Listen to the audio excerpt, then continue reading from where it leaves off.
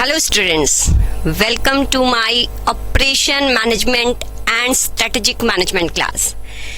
आज ये क्लास आपकी लाइव हो रही है और इसमें हम बहुत ही इम्पोर्टेंट टॉपिक करने वाले हैं, दैट इज ट्रांसपोर्टेशन मॉडल। ये टॉपिक आपके chapter number 4 production planning and control में से लिया गया है। आई होप कि कुछ स्टूडेंट्स ने इसके जो अनदर मेथड्स हैं वो भी किए होंगे। जो मेरे स्टूडेंट्स हैं उनको मैंने इसमें बहुत सारे मेथड्स करवाए हैं। तो पहले हम ये जानते हैं कि ट्रांसपोर्टेशन मॉडल किस सिचुएशन पर यूज किया जाता है। राइट, देखिए आपने कुछ मेथड्स पहले भी किए होंगे। तो ट्रांसपोर्टेशन मॉडल में ऐसा क्या है, देखो एज ए सीएमए प्रोफेशनल जब आप किसी ऑर्गेनाइजेशन में जाओगे तो आपको वेरियस काइंड्स की प्रॉब्लम जो है वो फेस करने के लिए मिलेंगी। अब हर एक प्रॉब्लम का जो आप सोल्यूशन दोगे उस ऑर्गेनाइजेशन को वो डिफरेंट हो सकता है, क्योंकि प्रॉब्लम के अकॉर्डिंग सोल्यूशन दिया जाता है। जैसे आप डॉक्टर के पास जाते हो, मान लो आपको सर दर्द है तो डॉक्टर आपको कुछ और मेडिसिन देगा। अगर आप कहो कि आपको जो सर दर्द है वो इतना एक साइड पर है, सीरियस सर दर्द है और लास्ट के बहुत डेज से हो रहा है, तो आपका मेडिसिन डिफरेंट होगा। मींस जैसा आपका प्रॉब्लम वैसा सोल्यूशन। सेम ऑर्गेनाइजेशन में भी होता है कि ऑर्गेनाइजेशन में वेरियस काइंड्स ऑफ प्रॉब्लम्स होती हैं। अब आपको ओएम में मैं बहुत सारे मेथड्स करवा रही हूँ। देखो यहाँ पर तो जब आपको क्वेश्चन आएगा तो वहां लिखा होगा कि इस मेथड के अकॉर्डिंग आपको सॉल्व करना है, बट आपने इसको सीखना कैसे कि प्रॉब्लम कैसा है, क्या उस पर जो हमने प्रीवियस मेथड्स किए हैं वो लग सकते हैं कि नहीं। मैम हम बात नहीं समझे। फॉर एग्जाम्पल जैसे कि असाइनमेंट प्रॉब्लम आपने किया होगा, मेरे स्टूडेंट्स ने जिन्होंने किया है वो बात को वो भी समझो, जिन्होंने नहीं किया मैं उनको भी बताती हूँ असाइनमेंट प्रॉब्लम क्या होता है। असाइनमेंट प्रॉब्लम होता है कि जैसे सेल्समैन है हमारी ऑर्गेनाइजेशन में बहुत सारे, राइट, उनको डिफरेंट जैसे सेल्समैन ना लेके आप ले लो कि मेरी ऑर्गेनाइजेशन में बहुत सारे वर्कर्स हैं। उन सभी वर्कर्स को मैं डिफरेंट जॉब्स दे सकती हूँ और हर जॉब को करने के लिए कुछ टाइमिंग जो है ये वर्कर्स लगाते हैं। मान लीजिए कि जो वर्कर 1 है वो जॉब 1 को करने के लिए 15 मिनट्स लगाता है, इसको करने के लिए 13, 8, 5, ये 14, यहाँ पर 8, ये 14, 15 एंड सो ऑन। तो आप किस वर्कर को कौन सी जॉब असाइन करना चाहोगे? आप उस वर्कर को वही जॉब असाइन करोगे जिस जॉब को वो मिनिमम टाइम में कर सकता है। ये हमने किया था किसमें? असाइनमेंट में। आपको कि ट्रांसपोर्टेशन मॉडल में क्या होता है मैम? ट्रांसपोर्टेशन मॉडल में पता क्या होता है, वो भी कुछ ऐसा ही होता है। पता है इसमें क्या होता है? इसमें ना यहाँ पर हमारी फैक्ट्रीज होती हैं और यहाँ पर हमारे वेयर हाउस होते हैं। हर फैक्ट्री जो है, हर वेयर हाउस की जो डिमांड है उसके अकॉर्डिंग उसको वो प्रोडक्ट जो है वो डिलीवर करती है। ऑब्वियसली हर फैक्ट्री से जो वेयर हाउस होगा उसका कुछ डिस्टेंस होगा, राइट। मान लीजिए फैक्ट्री 1 से वेयर हाउस 1 का जो डिस्टेंस है वो है 20 किलोमीटर्स, ये है 40, ये है 10, ये है 15, सो ऑन। ये 15 पर है, ये 10 पर है, ये 50 पर है, ये 17 पर है, ये 8 पर है, ये 10 पर है, 15, 14, 7, 15 या 14 कुछ भी लगा लो, मतलब ये डिस्टेंस दिए हुए हैं। अब आप क्या करना चाहोगे कि आप अपनी फैक्ट्री से उस वेयर हाउस तक सामान लेके जाओगे। मींस F1 किस वेयर हाउस में जाए? W1, 2, 3 या 5? अरे 4 था, 4 तो खा गए हम, ये है 4। किस पर जाए? इस पर जाए, क्योंकि ये जो है फैक्ट्री 1 से वेयर हाउस 3 थोड़ा सा पास है। तो आप कहो कि ये दोनों प्रॉब्लम सेम तो हो गई मैम, तो फिर ट्रांसपोर्टेशन मॉडल क्या है? देखो दोनों में थोड़ा सा डिफरेंस है दोनों का ना। देखो यहाँ पर जो फैक्ट्री 1 है ना, ये प्रोडक्ट्स बना रही है, इसके पास कुछ प्रोडक्ट्स होंगे। मींस F1 बना रही है 200 प्रोडक्ट्स, फैक्ट्री 2 बना रही है 100 प्रोडक्ट्स, फैक्ट्री 3 बना रही है 250 प्रोडक्ट्स एंड फैक्ट्री 4 बना रही है 250 प्रोडक्ट्स। ये दिया होगा जबकि असाइनमेंट प्रॉब्लम में ऐसा कुछ नहीं था। और ऐसे ही आपकी जो वेयर हाउस है ना, उनकी डिमांड दे रखी है। मान लीजिए W1 की डिमांड है 250, इसकी डिमांड है 300 और इसकी डिमांड है मान लीजिए इसकी डिमांड है 100 और इसकी है 150। अब मेरी बात सुनो, अगर F1 W3 को, यहां पर ध्यान से देखो, अगर F1 W3 को डिलीवर करता है अपने प्रोडक्ट्स, तो W3 की डिमांड कितनी है? डिमांड कितनी है? दिखाई दे रहा है आपको? दिखाई दे रहा है? वीडियो ब्लर है तो मैं एक बार इसको करवा लेती, 2 मिनट ठीक करवाती हूँ। आप सेटिंग्स करो, अपनी YouTube सेटिंग्स करो, देन आपको ठीक नजर आएगी। एक बार ठीक करो आप। कौन सा चैप्टर है? That is chapter number 4, production planning and control. उसका ट्रांसपोर्टेशन मॉडल कर रहे हैं हम। अब मेरी बात ध्यान से सुनो। अब आपके पास प्रॉब्लम क्या है? प्रॉब्लम क्या है? देखो, मॉडल को तो बाद में समझना, पहले दिक्कत समझो कि एज ए सीएम में आपके पास प्रॉब्लम क्या है। प्रॉब्लम ये है कि इन सभी फैक्ट्रीज से, इन सभी वेयर हाउस तक ये प्रोडक्ट डिलीवर कराने हैं, और ऐसे डिलीवर करने हैं कि जो डिस्टेंस है, जो डिस्टेंस ट्रेवल हो रहा है, वो कम से कम पड़े। या इन अदर वर्ड्स में ये कह सकती हूं कि जो मुझे डिलीवर करने की कॉस्ट है वो कम से कम हो। तो ये कैसे पॉसिबल होगा? क्या असाइनमेंट कर दूं? क्या असाइनमेंट कर दूं कि F1 W3 को करेगा? पर यहां पर असाइनमेंट नहीं हो सकती। क्यों? क्योंकि हर एक के पास जो है, हर फैक्ट्री की कैपेसिटी अलग है, ठीक है, और हर गोडाउन की डिमांड डिफरेंट है। तो जब हमें असाइनमेंट करनी होगी तो इसको और इसको भी मैच करना पड़ेगा। तो इट मींस अगर आपने असाइनमेंट पढ़ा है तो वो मॉडल यहां पर काम नहीं करेगा। यहां पर अब as a doctor of cost, मतलब आप कॉस्ट मैनेजमेंट जो होते हैं अकाउंटेंट, वो एक डॉक्टर ही होते हैं। वो इलाज किसका करते हैं? वो ऑर्गेनाइजेशंस की प्रॉब्लम का इलाज करते हैं। अब इसका इलाज कैसे होगा? असाइनमेंट की दवाई से होगा ना, इसका इलाज किससे होगा? ट्रांसपोर्टेशन मॉडल से होगा। तो अल्टीमेटली ट्रांसपोर्टेशन मॉडल पता क्या करता है? ट्रांसपोर्टेशन मॉडल आपका जो भी आप अपनी फैक्ट्री से वेयर हाउस तक जो भी प्रोडक्ट्स डिलीवर करते हो, नंबर ऑफ फैक्ट्रीज, अगर एक ही फैक्ट्री एक ही वेयर हाउस, फिर तो काम ही खत्म, फिर दिमाग ही नहीं लगाना। प्रॉब्लम कहां पर आएगी? यहां पर फैक्ट्रीज बहुत ज्यादा हैं और हमारे वेयर हाउसेस बहुत ज्यादा हैं। तो किस फैक्ट्री से किस वेयर हाउस तक मैं प्रोडक्ट को डिलीवर करूं अकॉर्डिंग टू देयर डिमांड, कि मेरा जो कॉस्ट है डिलीवर करने का वो कम से कम हो। तो इसको सॉल्व कौन करेगा? हमारा ट्रांसपोर्टेशन मॉडल। अब ट्रांसपोर्टेशन मॉडल इस प्रॉब्लम का इलाज है। अब ये मॉडल काम कैसे करता है? मींस ये ऑपरेशन आप परफॉर्म करोगे, एक तरह से ऑपरेशन ही करना है इस प्रॉब्लम का और सोल्यूशन निकालना है। तो कैसे करोगे? इसका सोल्यूशन कैसे निकालोगे? देखो, आप अगर अपना कॉस्ट, ये डिस्टेंस कम से कम करना चाहते हो, देन ट्रांसपोर्टेशन मॉडल आपको 3 मेथड्स देता है। कौन कौन से मेथड? एक मेथड होता है, मैं ब्लैक पेन लेती हूँ, इससे आपको क्लियर नहीं दिख रहा होगा। देखो, ट्रांसपोर्टेशन मॉडल जो भी आपको सोल्यूशन देगा, सोल्यूशन निकालने के लिए हमारे पास 3 मेथड्स हैं। कौन कौन से मैम? एक है नॉर्थ वेस्ट कॉर्नर मेथड, एक है लीस्ट कॉस्ट एंट्री मेथड, एक है वैम मेथड। ये 3 मेथड्स आपकी ट्रांसपोर्टेशन मॉडल में 3 मेथड्स है।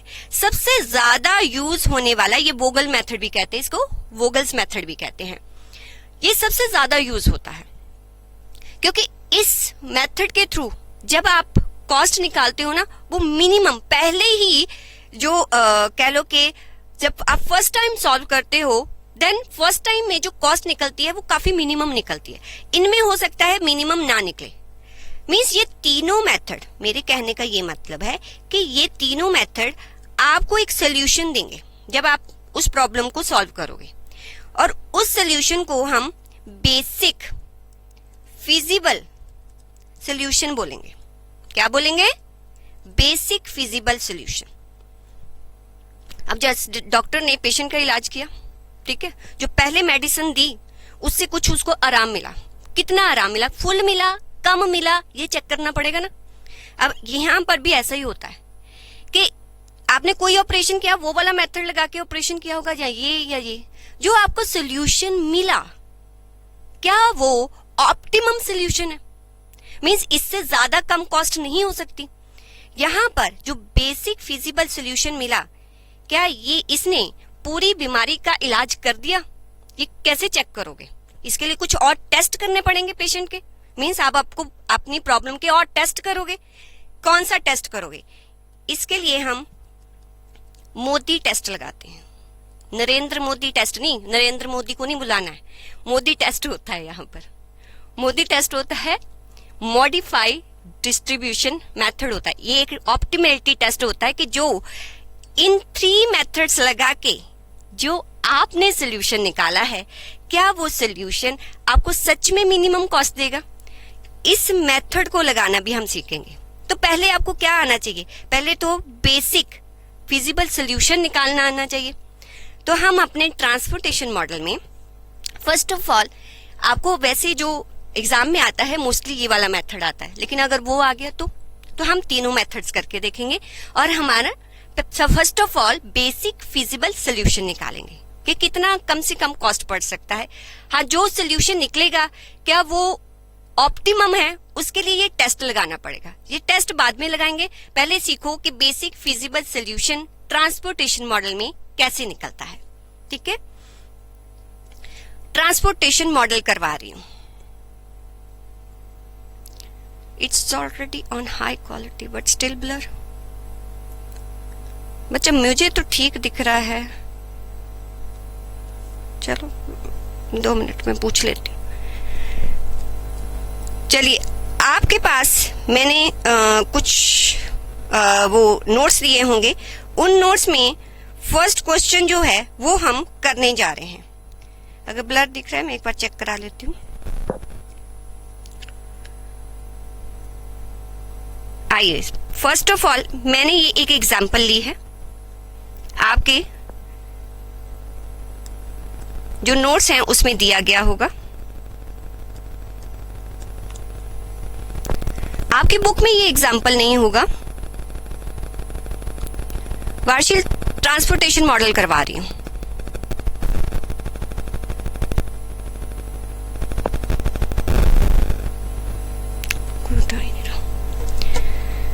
ट्रांसपोर्टेशन मॉडल में ये एग्जाम्पल है, आपके नोट्स में गिवन होगा। अगर नहीं भी अभी आपके पास नोट्स तो कोई बात नहीं, कॉपी पर जल्दी से उतार लो। देखो, मैं आपको तीनों मेथड करवाने लगी हूं कि जो तीनों मेथड है ट्रांसपोर्टेशन मॉडल के, वो हमें कैसे मिनिमम कॉस्ट देते हैं। वो कैसे, देखो मैं आपको स्टेप्स करवाने लगूं कि पहले स्टेप ये है, स्टेप 2 ये है, स्टेप 3। अरे यहाँ पर करेंगे अपने आप स्टेप्स याद हो जाएंगे, कुछ नहीं समझने की जरूरत। आप मेरे साथ चलो। देखो क्या है यहाँ पर, एग्जाम्पल क्या है। 3 मशीन्स है मेरी, M1, M2, M3। ठीक है, वो मशीन्स कितना सप्लाई करती हैं? M1 30 यूनिट्स बनाती है, M2 25 यूनिट्स बनाती है, M3 20 यूनिट्स बनाती है। टोटल यूनिट्स कितने हो गए? 75 यूनिट्स हो गए। टोटल 75 यूनिट्स बनाती है। ठीक है, तो आपने ये टोटल करना है सप्लाई का। ये मैंने सप्लाई का टोटल कर दिया। अब W1 वेयर हाउस 1 है, वेयर हाउस 2 है एंड वेयर हाउस 3 है। देखो, वेयर हाउस 1 की डिमांड कितनी है? 20 यूनिट्स उसको चाहिए होते हैं। वेयर हाउस 2 की डिमांड कितनी है? उसको भी 20 यूनिट्स चाहिए होते हैं। वेयर हाउस 3 की डिमांड कितनी है? उसको 35 यूनिट्स चाहिए होते हैं। तो टोटल मेरा कितना बन गया? ये भी 75। देखो, जब आपका डिमांड और आपकी सप्लाई दोनों इक्वल टू हो जाए, अगर आपके गिवन प्रॉब्लम में, मैं ऊपर लिखती हूँ, इधर शायद आपको दिखाई नहीं देगा। अगर आपके गिवन प्रॉब्लम में डिमांड इक्वल्स टू सप्लाई हो गया,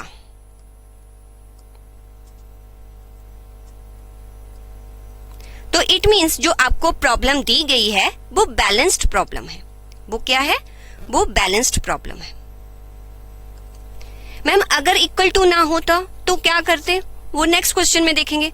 अभी ये क्वेश्चन करते हैं, यहां पर हमें दोनों इक्वल्स टू दिए हुए हैं, ठीक है। ये बैलेंस्ड प्रॉब्लम को आप सॉल्व कैसे करेंगे, हम बेसिक फिजिबल सोल्यूशन कैसे निकालेंगे, मैं फर्स्ट मेथड आपको करवाने लगी हूं, नॉर्थ वेस्ट कॉर्नर मेथड। तो मीन्स कौन सी मशीन से प्रोडक्ट कौन से वेयर हाउस में जाएगा, हम कैसे चेक करेंगे, मुझे बताइए। नॉर्थ वेस्ट कॉर्नर मेथड कैसे हम यूज करते हैं, मेरे साथ ध्यान से देखिए। आपने क्या करना है, नॉर्थ वेस्ट कॉर्नर मींस बिल्कुल अपना जो है अपर लेफ्ट कॉर्नर में देखना है, ये है अपर लेफ्ट कॉर्नर, ठीक है, यही है हमारा अपर लेफ्ट कॉर्नर। इसमें असाइन करना शुरू करना है आपने, पहले इसमें असाइनमेंट करो। आप देखो कि M1 और W1 इस सेल, ये क्या दिया हुआ है 3, 4, 2, ये आपको कॉस्ट दी गई है कि अगर M1 W1 तक जितने यूनिट्स डिलीवर करेगा पर यूनिट का कॉस्ट इतना होगा। 3 जितने यूनिट डिलीवर करेगा उसका पर यूनिट कॉस्ट इतना पड़ रहा है। ऐसे ही M1 अगर W2 को जितने भी यूनिट्स डिलीवर करेगा उसका पर यूनिट कॉस्ट 4 पड़ेगा, ठीक है। ये आपको बीच में कॉस्ट गिवन है। तो मुझे हर मशीन से हर वेयर हाउस पर ऐसे यूनिट पहुंचाने हैं कि जो टोटल कॉस्ट पड़ेगा वो मुझे मिनिमम पड़े। अब नॉर्थ वेस्ट कॉर्नर मेथड क्या बोलता है कि आप कैसे डिलीवर करोगे, आप बिल्कुल कॉर्नर से स्टार्ट करना, बिल्कुल कॉर्नर से। बताओ M1 से W1 को अगर मुझे डिलीवरी करनी है प्रोडक्ट्स की तो कितने यूनिट्स डिलीवर करूंगी, बताइए कितने यूनिट्स। M1 मैक्सिमम बना कितना सकता है 30, ओके। डिमांड W1 की कितनी है 20, अरे मशीन 30 यूनिट्स बना सकती है, 30 भेज दूं W1 में, भेज दूं। अरे क्या करेगा W1 जब उसकी डिमांड ही कितनी है 20, तो विच एवर इज लोअर उतने यूनिट्स इसको डिलीवर कर दो। तो M1 W1 को कितने यूनिट्स डिलीवर करेगा बच्चा, कितने यूनिट्स डिलीवर करेगा 20, कर दिया, ठीक है, कर दिया 20 यूनिट्स। अब क्या W1 को और यूनिट चाहिए, खत्म होगी डिमांड, क्या कोई और मशीन इसको कोई प्रोडक्ट्स भेजे, नहीं ना, खत्म हो गई डिमांड, काट दो यहां से, डिमांड ऐसे काट देनी है। अब मुझे बताओ M1 कितना बना रहा था 30 यूनिट्स बना रहा था और 20 तो उसने W1 को दे दिए। अब M1 के पास कितने यूनिट्स रह गए, काट के यहां पर लिख दो, कितने यूनिट्स रह गए 10। अब जिसकी डिमांड कंप्लीट हो गई ना, जिस भी रो और कॉलम में अब दोबारा से असाइनमेंट नहीं हो सकती, उस रो को आपने काट देना है, लेकिन पेंसिल से। पेपर में किससे काटना है, पेंसिल से। तो बताओ कि यहां पर और डिमांड तो है नहीं, ये कॉलम कंप्लीट हो गया, यहां और तो असाइन नहीं कर सकते। मैक्सिमम कितना असाइनमेंट हो सकता था 20, वो कर चुके हैं। तो आप इसको ऐसे काट दो, ऐसे काट देना है बस, ठीक है। अब क्या करोगे, अब नेक्स्ट नॉर्थ वेस्ट कॉर्नर में आना। अब लो आपका लेफ्ट अपर कॉर्नर कौन सा है, लेफ्ट ये, अपर कॉर्नर ये, यहां से फिर असाइनमेंट करो। अब यहां असाइनमेंट करनी है। अब W2 की डिमांड कितनी है बताओ 20, लेकिन जो M1 है अब कितना डिलीवर कर सकते हैं, उसके पास बचा ही कितना है 10 यूनिट्स, 20 दे दूं इसको, कैसे दूंगी, उसके पास बचे ही 10 है। तो मैक्सिमम इसको कितने असाइन कर सकती हूँ, मैक्सिमम इसको कितने असाइन कर सकती हूँ 10, कर दीजिए, कितने असाइन कर सकती हूँ 10।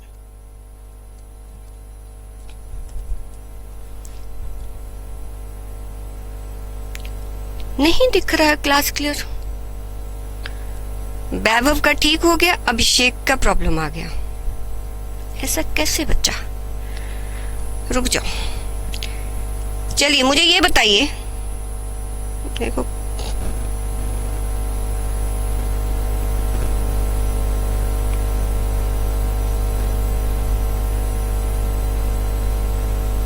देखो जब तक कॉल करती हूँ देखते। अच्छा अब कितने यूनिट्स यहाँ पर M1 ने W1 को 20 यूनिट्स दे दिए, W2 को कितने यूनिट्स दे दिए 10। क्या अब M1 किसी और वेयर हाउस को यूनिट्स दे सकता है, क्या M1 अब किसी और वेयर हाउस को यूनिट्स दे सकता है, उसका ये ओवर हो गया, उसकी कैपेसिटी जितना सप्लाई कर सकता था वो ओवर हो चुका है। तो यहाँ पर आपका जो रो में है पूरा जितना भी उसके पास प्रोडक्ट थे वो सारे के सारे कंज्यूम हो गए। तो अब इस रो को भी आपने पेंसिल से क्या करना है, काट देना है। ठीक है, आपने पेंसिल से काट देना। अब देखो, अब आपका नॉर्थ वेस्ट कॉर्नर मींस आपका लेफ्ट अपर कॉर्नर कौन सा है, ये वाला, यहां असाइन करनी है, यहां पर असाइनमेंट करनी है। तो यहां असाइनमेंट करने के लिए मुझे बताओ इसको भेजेगा कौन, M2। M2 कितनी सप्लाई कर सकता है, 25। ओके, अच्छा, एक बात और ध्यान में, जब W2 को 10 यूनिट्स आ गए तो अब उसकी डिमांड कितनी रहेगी, इधर और इधर दोनों काटने हैं।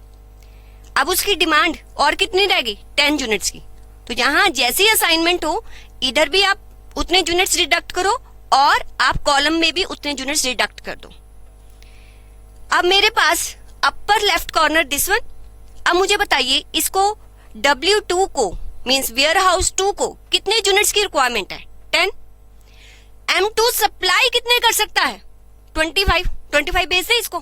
क्यों भाई, जब जरूरत ही 10 की है, तो विच एवर इज लोअर उतने असाइन कर दो।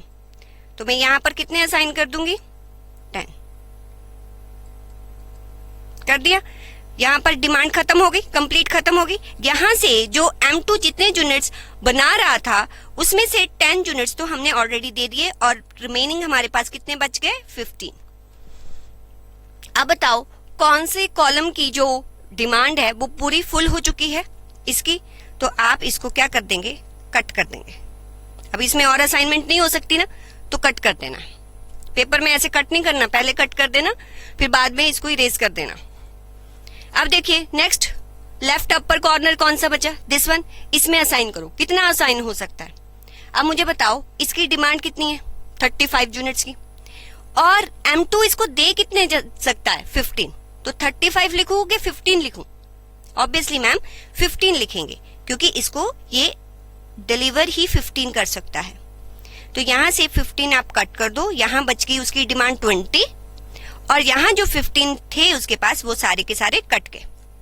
और यहां पर जितना M2 सप्लाई कर सकता था वो पूरा एग्जॉस्ट हो चुका है, तो आप इसको काट दो। अब क्या बचा, एक ही तो बचा। ठीक है, तो यहां कितने बचे हैं, 20।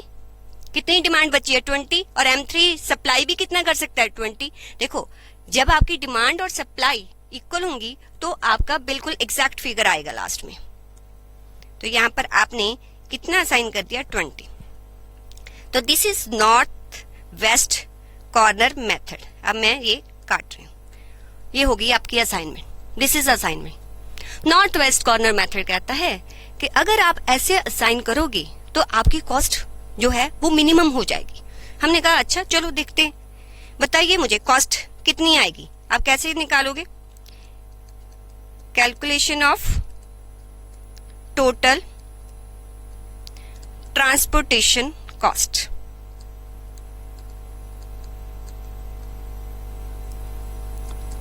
मुझे बताइए M1 से W1, M1 से W1 जाने के लिए ईच प्रोडक्ट कितना कॉस्ट आता है, 3। देखिए 3, और कितने प्रोडक्ट्स हमने डिलीवर किए, 20। तो कितना हो गया यहाँ पर, 60। सेकंड, जितने एलोकेटेड सेल है उनमें देखिए फिर M1 से हमने डिलीवर किए प्रोडक्ट वेयर हाउस 2 को, उसका पर यूनिट कितना कॉस्ट आता है, 4। कितने प्रोडक्ट डिलीवर किए, 10। कितना हो गया, 40।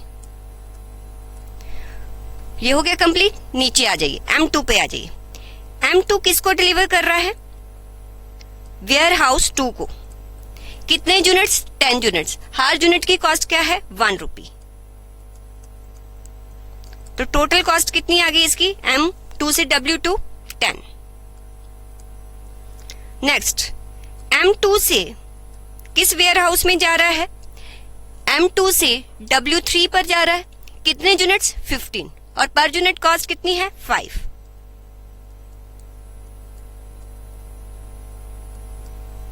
कितना आ गया टोटल, 75। अब ये कंप्लीट हो गया। अब ये देखिए M3 से कहां जा रहा है, W3। M3 से W3, per unit cost 3। Total कितने यूनिट्स जा रहे हैं? 20, तो कितना आ गया? 60। टोटल कॉस्ट देखिए, आपको टोटल कॉस्ट कितना बियर करना पड़ेगा, आप इन सबको प्लस कर दीजिए, करिए प्लस, और मुझे बताइए क्या आंसर आया। 60, 40, 110, 110, 75, 60, 245। ठीक है, इस मेथड के थ्रू हमारा जो आंसर आ रहा है दैट इज 245 आ रहा है। ये एक मेथड हो गया हमारा। कौन से मेथड के थ्रू हमने कॉस्ट निकाला है? हमारे पास ट्रांसपोर्टेशन का प्रॉब्लम था, ठीक है, उसके थ्रू हमने सोल्यूशन ये निकाला है कि हमारा कॉस्ट जो आएगा वो 245 आएगा, राइट। अच्छा, नेक्स्ट मेथड कौन सा है? नेक्स्ट मेथड हमारे पास कौन सा है? Lower cost entry method. उसके थ्रू देखते हैं कि कैसे निकालता है वो लोअर कॉस्ट एंट्री मेथड। अगर आपको बोला गया हो एग्जाम में कि लोअर कॉस्ट एंट्री मेथड के थ्रू आप मिनिमम कॉस्ट बताइए, तो कैसे इस मेथड को यूज करना है? इसके नाम से ही पता लगता है कि जो जहां पर कॉस्ट मिनिमम होगी पहले आप वहां पर असाइन करिए, ठीक है। तो ये आप पूरा मैट्रिक्स देखिए, वही वाला जो ऊपर दिया गया है क्वेश्चन, उसी को मैंने दोबारा से पेस्ट किया है, नया क्वेश्चन नहीं है, वही वाला क्वेश्चन मैं कंटिन्यू कर रही हूँ।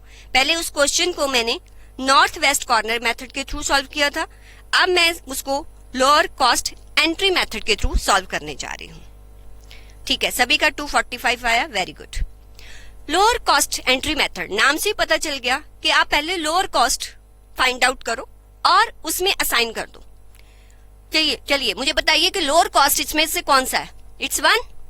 मीन्स पहले हम M2 से W2 में जितने यूनिट्स एलोकेट हो सकते हैं वो एलोकेट करेंगे। मुझे बताइए कि इस सेल में कितने यूनिट्स एलोकेट हो सकते हैं? वेयर हाउस 2 की डिमांड 20 है, लेकिन मशीन 2 सप्लाई 25 कर सकता है, तो मैक्सिमम कितने एलोकेट कर सकती हूँ? 20, तो एलोकेट कर दीजिए। यहां पर 20 मैंने एलोकेट कर दी। जैसे ही एलोकेशन होगा तो आप इसके कॉरेस्पॉन्डिंग जो भी डिमांड या सप्लाई है उसको एडजस्ट करेंगे। 20 इसको मिल गए तो डिमांड कितना रह गया? 0, और उसके कॉरेस्पॉन्डिंग जो सप्लाई था 25 सप्लाई कर सकता था, ऑलरेडी 20 मैं वेयर हाउस 2 को दे चुकी हूं, तो मशीन 2 के पास कितने यूनिट्स रिमेनिंग है? 5। अब मुझे बताइए कि यहाँ और एलोकेशन हो सकती है? नो मैम, यहां पर और एलोकेशन नहीं हो सकती क्योंकि ये पूरा एग्जॉस्ट हो चुका है। इसको आप जो है कट कर देंगे। आफ्टर दैट अब आप देखेंगे कि अपार्ट फ्रॉम दिस अब लोअर कॉस्ट कौन सी है। अब देखो कौन सी लोअर कॉस्ट है। मैम अब तो फंस गए हम। क्यों बच्चे, क्यों फंस गए? अरे दो लोअर कॉस्ट है, यहाँ भी है और यहाँ भी है, अब क्या करें? ओहो, ऐसी बात। अच्छा, ऐसे देखो कि किस वाली लोअर कॉस्ट पे ज्यादा एलोकेशन हो सकती है। अब ये चेक करो, किस वाली इसमें ज्यादा एलोकेशन हो सकती है या इसमें ज्यादा एलोकेशन हो सकती है। अच्छा मैम, ये चेक करना, देखते हैं। अगर इसमें करेंगे तो इसमें मशीन 2 के पास सिर्फ 5 यूनिट है पर डिमांड 20 है, मींस एलोकेशन 5 हो सकता है। ओके, इसमें बताओ। इसमें मैम सप्लाई 30 है, डिमांड 35 है, मींस एलोकेशन 30 का हो सकता है। तो जिसमें ज्यादा हो सकता है ना वो एलोकेट कर दो। तो कहाँ एलोकेट करोगे बताओ? कहाँ एलोकेट करूं? यहां कर दूं? कितना एलोकेट करूं? मशीन 1 बना कितना सकती है? 30, लेकिन डिमांड कितनी है? 35 की, तो मैक्सिमम इसको एलोकेट किया जा सकता है 30। ठीक है, क्लियर? अब क्या हुआ कि अब जितना मशीन 1 किसी को दे सकती थी वो पूरा एग्जॉस्ट हो गया। अब तो कॉरेस्पॉन्डिंग आप कट कर दोगे। अब यहाँ पर डिमांड कितनी रह जाएगी? 5, और यहाँ पर कितना रह जाएगा? 0। अब आप, क्योंकि ये और यहाँ पर एलोकेशन नहीं हो सकती, अब इसको कट कर दो। अब जो रिमेनिंग बचा उसमें लोअर कॉस्ट फाइंड आउट करो। अब तो 2 ही है मैम, अब तो ठीक है, 2 है ना। तो बताओ 2 को कितना एलोकेट हो सकता है? बताइए बताइए मैम। 2 को यहाँ पर सप्लाई हम 5 कर सकते हैं और डिमांड 20 की है। ओके, तो मैक्सिमम कितना एलोकेट हो सकता है? 5। ठीक है, तो 5 एलोकेट कर दो और कॉरेस्पॉन्डिंग डिमांड में से 5 यूनिट्स की फुलफिल हो गई और बाकी कितनी बच गई 15, और यहां से ये 5 कट गया। ठीक है, तो कौन सी सप्लाई जो है वो एग्जॉस्ट हो गई है, दिस वन, तो इसको काट दो। अब जो बच गया उसमें से लोअर कौन सा है, दिस वन। अब इसको एलोकेट कर दो, कितना हो सकता है, इसका डिमांड है 5 का, क्योंकि 30 तो ऑलरेडी एलोकेट हो चुकी है और 20 जो है इसकी सप्लाई है, तो मैक्सिमम हम कितना करेंगे इसमें 5। ये कंप्लीट हो गई और यहाँ कितने यूनिट्स बच गए 15। ठीक है, अब देखो एक ही सेल बचा है, अब काटने की जरूरत नहीं है, एक ही सेल तो बचा है ये वाला। इसकी डिमांड कितनी है 15 और सप्लाई कितनी है 15, एलोकेट कर दो बस और काट दो ये बस। Lower cost method, this is the lower cost method. Lower cost method में बच्चा आपका जो भी कॉस्ट गिवन होगा उसमें जो लोअर कॉस्ट होगा उसको पहले असाइन करनी है। ठीक है, जैसे मेरा 1 था, मैंने पहले उसको असाइन कर दिया, फिर आपने अगर उसकी डिमांड कंप्लीट होगी या सप्लाई कंप्लीट होगी उस रो या कॉलम को मैंने कट कर दिया। फिर जो भी आपके पास सेल्स बाकी बचे होंगे उनमें देखना कितना कॉस्ट है। अगर कहीं भी टाई हो जाए, जैसे 2 और 2 के बीच में टाई हो गया था, तो उस केस में आप देखेंगे कि मैक्सिमम एलोकेशन कहां हो सकती है, क्योंकि जब मैंने इस 2 में एलोकेशन देखी तो 5 हो सकती थी, इस 2 में एलोकेशन देखा तो 30 हो सकता था। तो अगर कभी भी 2 या 3 में टाई हो जाए तो यहां पर मैक्सिमम एलोकेशन हो पाए वहां पर आप असाइन कर देना। तो लोअर कॉस्ट मेथड में आप सिर्फ वहां पर असाइन करेंगे जहां पर आपकी कॉस्ट जो है मिनिमम है। जब कट हो जाता है तो बाकी सेल्स की कॉस्ट को फिर दोबारा से चेक करना, जो मिनिमम है वहां पर असाइनमेंट करते जाओ। तो ये हमारी कंप्लीट असाइनमेंट हो गई है। आई थिंक सब स्टूडेंट्स ने कर ली होगी असाइनमेंट। ठीक है, ये असाइनमेंट है। अब देखते हैं कि लोअर कॉस्ट मेथड से जब हमने असाइन किया तो हमारा कॉस्ट कितना आ रहा है। कैलकुलेशन करें टोटल ट्रांसपोर्टेशन कॉस्ट का। कैलकुलेशन ऑफ, बच्चा चैप्टर चल रहा है, chapter number 4 production planning and control, और उसका मॉडल है transportation model. Calculation of total cost of, जहां टोटल ट्रांसपोर्टेशन कॉस्ट कह लो, जहां टोटल ट्रांसपोर्टेशन कॉस्ट। तो चलिए कैलकुलेट करिए, मुझे बताइए इस मॉडल के थ्रू M1 से हम किस वेयर हाउस तक प्रोडक्ट लेके जा रहे हैं, W3 तक। कॉस्ट कितनी आ रही है, कितने यूनिट्स भेज रहे हैं 30 यूनिट्स। पर यूनिट कॉस्ट कितना है 2 इंटू 30 कितना आ गया 60। ओके, फिर इसमें तो और कोई नहीं है, नीचे आओ। फिर M2 किसको भेज रहा है, मशीन 2 से हम वेयर हाउस 1 को प्रोडक्ट भेज रहे हैं, और कितने प्रोडक्ट भेज रहे हैं 5। ईच प्रोडक्ट की कॉस्ट कितनी है 2 into 5, this is 10। Okay, then M2 से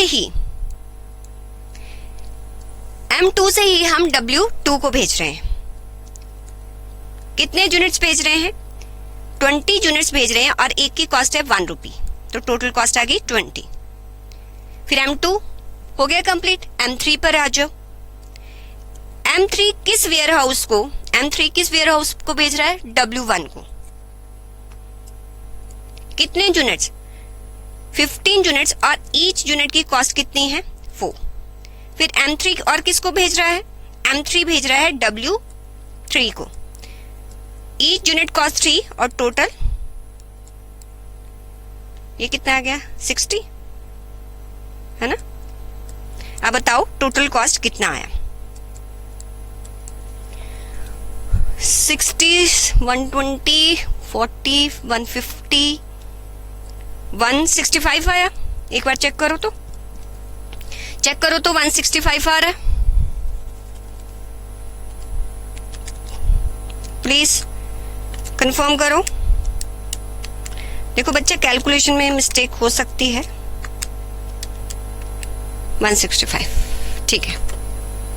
अच्छा मुझे ये बताओ, जब हमने नॉर्थ वेस्ट कॉर्नर मेथड किया था तो हमारी टोटल ट्रांसपोर्टेशन कॉस्ट कितनी आई थी, अरे 245, और अब देखो कितनी आई है 165।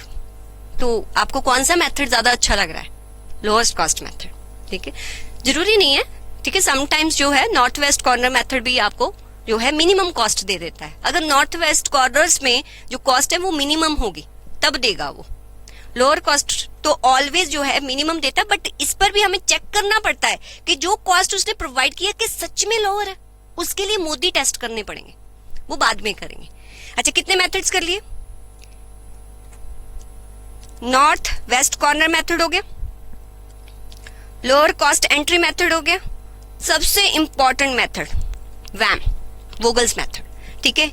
ये मैं आपको सिखा रही हूं। अब बिल्कुल जितना आ चुका है, जितना आपने कर लिया है, छोड़ो। अब ध्यान से सुनना है कि वोगल मेथड्स कैसे करना है आपको।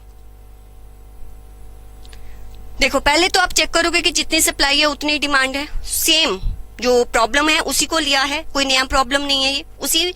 उसी प्रॉब्लम पर मैंने तीनों मेथड्स लगा के दिखा रही हूं। अब इसी प्रॉब्लम को हम सॉल्व करेंगे वैम के थ्रू। कैसे सॉल्व करेंगे? देखिए, वैम क्या करता है, हम कैसे सॉल्व करते हैं, इसके लिए आप अपने टेबल को कॉपी करेंगे,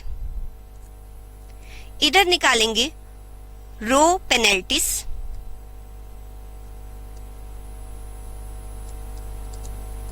और इधर निकालेंगे कॉलम पेनल्टीज। मैम ये कैसे होता है? अरे सब्र करो। यहां पर फर्स्ट पेनल्टी निकालेंगे, यहां पर भी कॉलम की फर्स्ट पेनल्टी। पेनल्टी होता क्या है, चलिए मैं आपको बताती हूं कैसे निकालनी है आपको पेनल्टीज। आप क्या करेंगे, पहले रो पेनल्टीज आपने कैसे निकालनी है? आपको ये पेनल्टीज पता नहीं दिख रहा होगा कि नहीं, दोबारा से लिख देती हूँ। अब तो दिख रहा होगा पक्का। कैसे रो पेनल्टी निकालनी है? जो हमारी गिवन रो है ना, इसको इग्नोर कर दो, ये बीच में मत कंसीडर कर लेना, इसको अभी इग्नोर करो, ठीक है। जो आपकी रो में जितनी कॉस्ट दी हुई है, गिवन कॉस्ट है, उसमें से मिनिमम कॉस्ट में से जो नेक्स्ट मिनिमम कॉस्ट है उसको माइनस कर दो, ठीक है। मिनिमम कॉस्ट कितनी? 2, ठीक है। नेक्स्ट मिनिमम कितनी है? 3। तो 3 और 2 को माइनस कर देना। 3 और 2 को माइनस करने पर कितना आप हमारा आ जाता है, बताइए।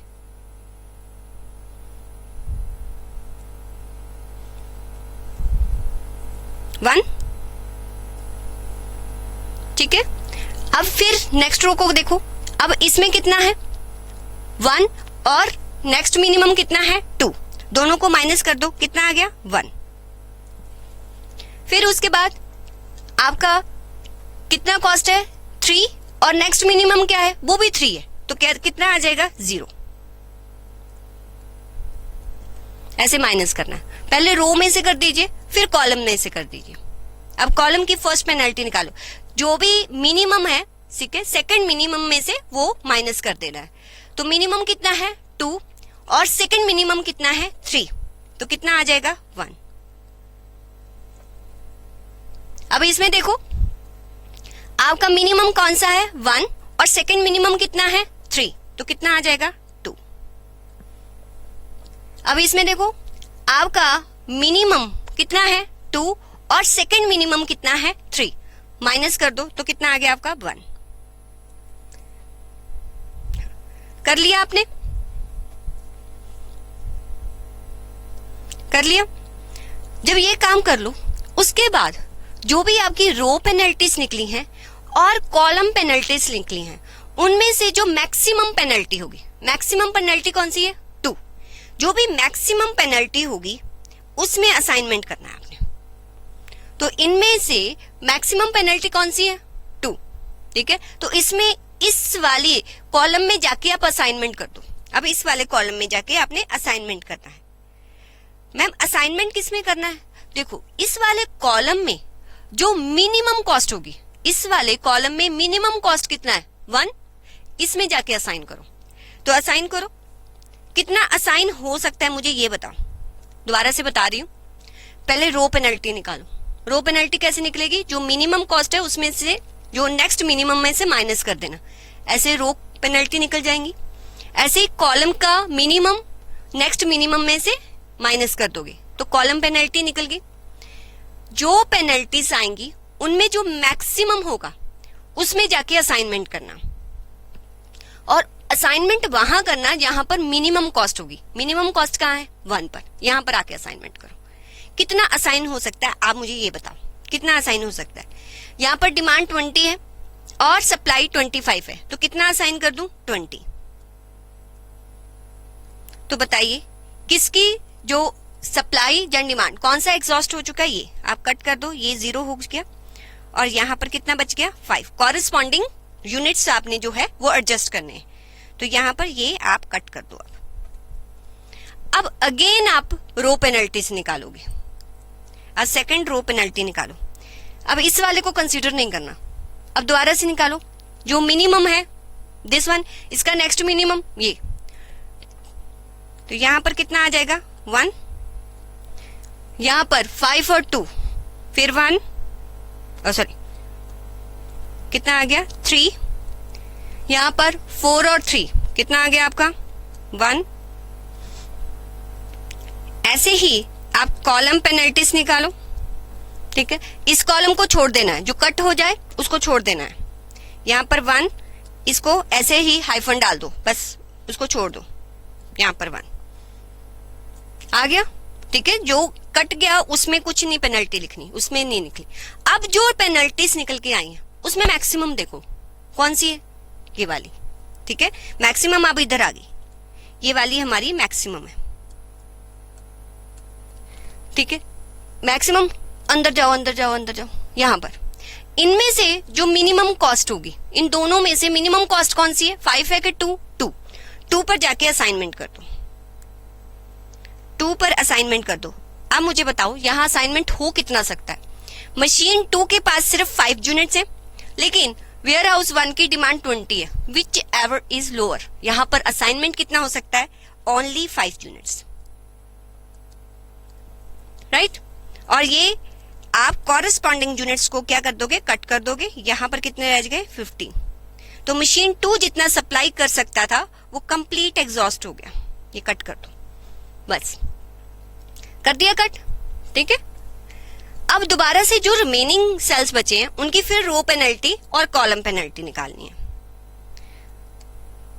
थर्ड निकालिए, क्या बचा? 3 और 2 कितना आ गया? 1। यहां कुछ नहीं क्योंकि एग्जॉस्ट हो गया, यहां कुछ नहीं लिखना। और यहां भी कितना आ गया? 1। ऐसे ही इधर निकाल दीजिए। यहां पर 3 और 4, 1, यहां कुछ नहीं लिखना, और यहां भी 1। मैम सारे 1 आ गए। अब अगर टाई हो जाए, अगर टाई हो जाए तो जो भी आपका रिमेनिंग डेटा बचा है उसमें मिनिमम कॉस्ट देखो, मिनिमम देखो, मिनिमम कितनी है? मिनिमम मैम 2 है, ठीक है। मिनिमम देख ली 2 है। अब 2 को पहले असाइन कर दो, उसको असाइन कर दो। अगर ऐसे टाई हो जाए तो क्या करना है? मिनिमम कॉस्ट को देखना है, 2। अच्छा मान लीजिए मैम जो मिनिमम है वो भी 2 है, तो अरे यहाँ पर मैक्सिमम एलोकेशन हो सकता है। अच्छा मैम ऐसा अगर दोनों में मैक्सिमम एलोकेशन हो सकता है वो भी इक्वल है, तो अरे फिर कहीं भी कर दो, हो सकता है ना। ये सिचुएशंस आपके पास आ सकती है। सिचुएशन क्या है? अब जितनी रो पेनल्टीज आ रही हैं आपके पास सारी इक्वल है। अब किस में जाए? तो आपके जो रिमेनिंग सेल्स हैं उनमें देख लो कि आपका मिनिमम कॉस्ट कहां पर है। अगर मिनिमम कॉस्ट भी 2 हो जाते तो आप जहां मैक्सिमम एलोकेशन हो सकता है वहां चले जाते। तो अभी तो 2 है हमारे पास, 2 को एलोकेट करो, 2 को एलोकेट करो, कितना आएगा? देखो इसमें सप्लाई वो 30 कर सकता है, लेकिन मेरे पास जो डिमांड है वो 35 की है, तो मैक्सिमम यहाँ पर कितना एलोकेट कर सकते हैं हम? 30। तो इसको कट कर दिया और यहाँ पर कितना बच गया? 5। तो ये हमारा कट हो गया, ठीक है, कट हो गया। अब आगे पेनल्टी लगाने की जरूरत नहीं है, 2 ही तो बचते हैं हमारे पास, ठीक है। अगर चलो पेनल्टी लगाते हैं, लगा लेते हैं, 4th भी निकाल लो आप, लगा देते हैं। यहां पर कुछ नहीं आएगा, यहां पर भी कुछ नहीं आएगा। यहां पर 3 और 4 कितना आ जाएगा? 1। और यहां पर कितना आएगा? 4। यहां पर कुछ नहीं आएगा और यहां पर कितना आएगा? 3। ऐसा आएगा ना, ऐसा आएगा। अब मैम यहाँ पर तो 4 आ रहा है ना, हाँ 4 आ रहा है, चलिए फिर जो मैक्सिमम पेनल्टी है उसके अंदर चलिए, आइए मेरे साथ। अब हम किसके अंदर जाएंगे, यहाँ पर इसमें एंटर करेंगे। इसमें है ही एक ही तो सेल है, एक ही तो सेल है। अब इसमें असाइनमेंट कितना हो सकता है मुझे बताओ। यहाँ डिमांड कितनी है 15 और सप्लाई कितनी है 20, तो मैक्सिमम कितना हो सकता है 15। ये कट गया और ये कितना बच गया आपका 5, और यहां पर कितनी हो सकती है, आपको डिमांड भी 5 की है और यहां सप्लाई भी 5 की है, तो ऐसे कर दो। अगर ना भी ये करते तब भी ऐसी एलोकेशन होनी थी। अगर 2 सेल बच गए तो एलोकेशन आपकी वैसे ही होगी। हाँ पेनल्टी लगा दो, बेटर है, ठीक है। पेनल्टीज आप निकाल भी सकते हो, वैसे भी एलोकेशन कर सकते हो, ठीक है। तो ये हमारा वैम मेथड। वैम मेथड कैसे यूज होता है, आपको रो पेनल्टीज निकालनी पड़ती है, कॉलम पेनल्टीज निकालनी पड़ती है। पेनल्टी कैसे निकालोगे, मिनिमम कॉस्ट से नेक्स्ट मिनिमम माइनस करके निकालोगे। फिर यहाँ पर मैक्सिमम पेनल्टी होगी, उसके अंदर चले जाना और मिनिमम कॉस्ट में एलोकेशन कर देना, ठीक है। अब ये हमारा यहाँ पर एलोकेशन हो गया है, कंप्लीट हो गया, क्वेश्चन हमारा कंप्लीट हो गया। अब यहां जहां पर एलोकेशन हुआ है, अब कैलकुलेट करो total cost, total transportation cost. Calculation of total transportation cost करिए। M1 कहां जा रहा है, M1 से हम प्रोडक्ट भेज रहे हैं W3, कितने भेज रहे हैं 30, कॉस्ट कितनी आ रही है 2, कितना हो गया 60। फिर M2 से हम W1 में भेज रहे हैं, कितने 5 प्रोडक्ट, कॉस्ट कितनी आ रही है 2, 10 हो गया। फिर M2 से हम W2 में भेज रहे हैं, कॉस्ट 1 है और यूनिट्स 20 हैं। फिर M3 से हम कहां भेज रहे हैं W1 में, कितने 15 यूनिट और 4 कॉस्ट है 60। और M3 से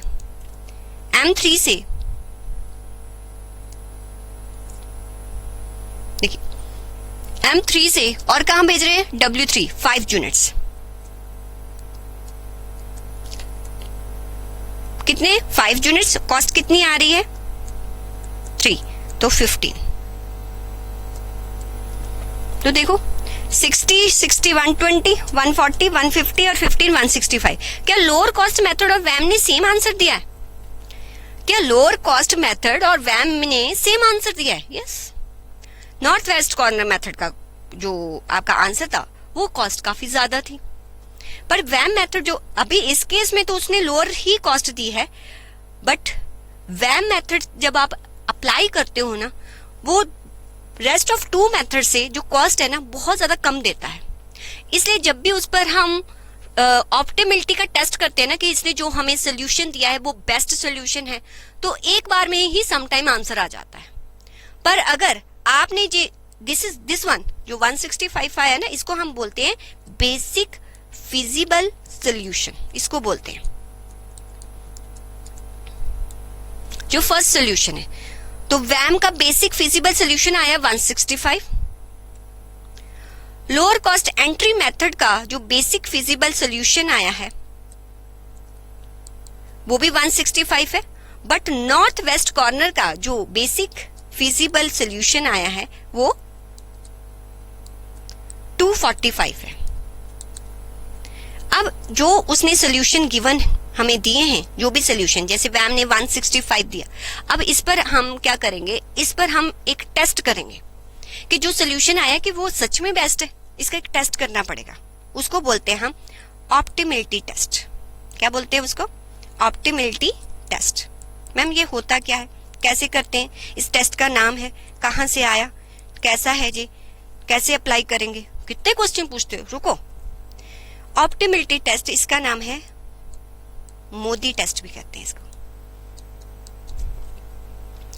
इसको टेस्ट करने के लिए कैसे इसको परफॉर्म किया जाता है, सबसे पहले आप चेक करोगे, इस टेस्ट को लगाने के लिए सबसे पहले आपको एक चीज चेक करनी पड़ती है कि जो m+n-1 क्या वो इक्वल टू एलोकेटेड सेल है,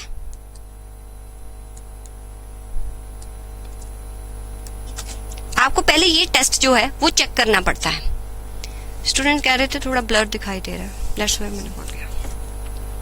आपको पहले जो है ये चेक करना पड़ता है, तभी आप इस टेस्ट को लगा सकते हो। मैम एम का मतलब होता है number of rows. M N का मतलब होता है नंबर ऑफ कॉलम्स। ठीक है, 1 का मतलब 1 होता है भाई, 1 का मतलब 1 होता है। आप बताओ नंबर ऑफ रो कितनी है, नंबर ऑफ रो कितनी है इसमें, 1 2 3। इसको नहीं काउंट करना, डिमांड और सप्लाई को काउंट नहीं करना, उसको नहीं काउंट करना। ठीक है, 3 रोज है, कॉलम कितने हैं, 1 2 3। अच्छा,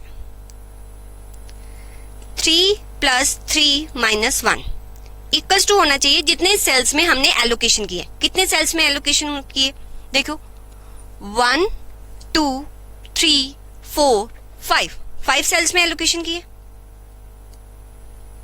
क्या ये 5 = 5 हो गया? अगर ये सेटिस्फाइड हो गया तब जाकर ये मोदी टेस्ट लगेगा, नहीं तो उससे पहले हमें कुछ और चेंजेस करने पड़ते हैं। वैसे आपको इतना टिपिकल नहीं आएगा, हो जाता है, इक्वल टू हो जाता है। ठीक है, तो आपने देखना है कि m + n - 1 = एलोकेटेड सेल है कि नहीं है। अगर है तो इसको नॉन डीजेनरेट प्रॉब्लम बोलते हैं। अगर ना हुआ तो उसको बोलते हैं कि इस प्रॉब्लम में जेनरेसी है। अभी हमारा प्रॉब्लम क्या है, नॉन डीजेनरेट। इस पर जो है मोदी टेस्ट लगाया जा सकता है। मोदी टेस्ट बाद में करवाऊंगी, पहले वैम का एक बार और प्रैक्टिस कर लेते हैं। मैं ये श्योर कर लूं कि आपको वैम अच्छी तरह आ गया कि नहीं। आपके पास मेरे नोट्स हैं, वेल एंड गुड। नहीं है तो अपने स्टडी मटेरियल का आप इलस्ट्रेशन 23 निकालिए। ठीक है, उस पर वैम लगाते हैं और मोदी टेस्ट लगा के देखते हैं। आइए इलस्ट्रेशन 23 निकाल लीजिए, मेरे साथ रीड करेंगे। The cost conscious company, okay, requires for the next month 300, 260 and 180 tons of stone chips for its 3 constructions C1, C2, C3। अच्छा, C1, C2, C3 के लिए ये उसने रिक्वायरमेंट बताई है कि इतने इतने रिक्वायर्ड हैं स्टोन चिप्स। कोई गुड्स होंगी। Stone chips are produced by the company at 3 mineral fields taken on short lease by the company। इसी कंपनी ने कुछ मिनरल फील्ड्स लिए हुए हैं, 3 ही हैं। ठीक है, उस पर जो है वो मैन्युफैक्चरिंग करती है, जब प्रोडक्शन करती है। All the available boulders must be crushed into chips. Any excess chips over the demand at site, means in site की जितनी भी डिमांड है, अगर उससे ज्यादा हम प्रोड्यूस कर लेते हैं तो हम बाहर bill sold x field, means बाहर हम सोल्ड कर देंगे उसको। ठीक है, the fields are M1, M2, M3, 3 fields दिए हुए हैं। विच विल यील्ड, कितना प्रोड्यूस करते हैं, M1 जो है 250 प्रोड्यूस करता है, M2 320 प्रोड्यूस करता है, M3 280 टन प्रोड्यूस करता है stone chips respectively. Transportation cost from mineral field means M1 से to construction site means C1 तक या C2, C3 whatever, very according to the distance. Cost obviously very करेगी, जितना ज्यादा दूर होगा उतना ज्यादा कॉस्ट लगेगा। Which are given below in monetary units, जो यहाँ पर नीचे मॉनेटरी यूनिट्स जो है, मतलब जितने यूनिट्स आप भेजोगे उतना आपको पर यूनिट जो है ये कॉस्ट आपको गिवन है। तो M1 से C1 तक कोई भी यूनिट्स लगाने के लिए आपको पर यूनिट जो कॉस्ट पड़ता है 8 पड़ता है। M1 से C2 तक लेके जाने के लिए 7 पड़ता है। M1 से C3 तक लेके जाने के लिए आपको 6 पड़ता है। सबसे पहले आपने क्या चेक करना है, मैंने आपको क्या बोला, ट्रांसपोर्टेशन प्रॉब्लम को सॉल्व करने के लिए सबसे पहले आप देखना क्या ये आपकी बैलेंस्ड प्रॉब्लम है या अनबैलेंस्ड प्रॉब्लम है। मैम भूल गए वो कैसे चेक करना था।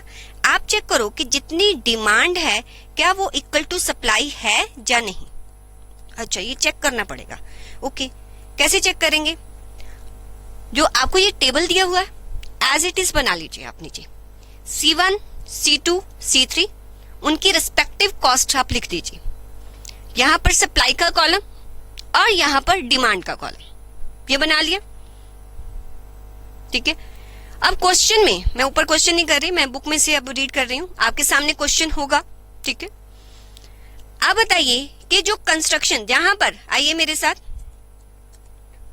कंस्ट्रक्शन में C1, C2, C3 है, उनकी ये डिमांड दे रखी है 300, 260, 180।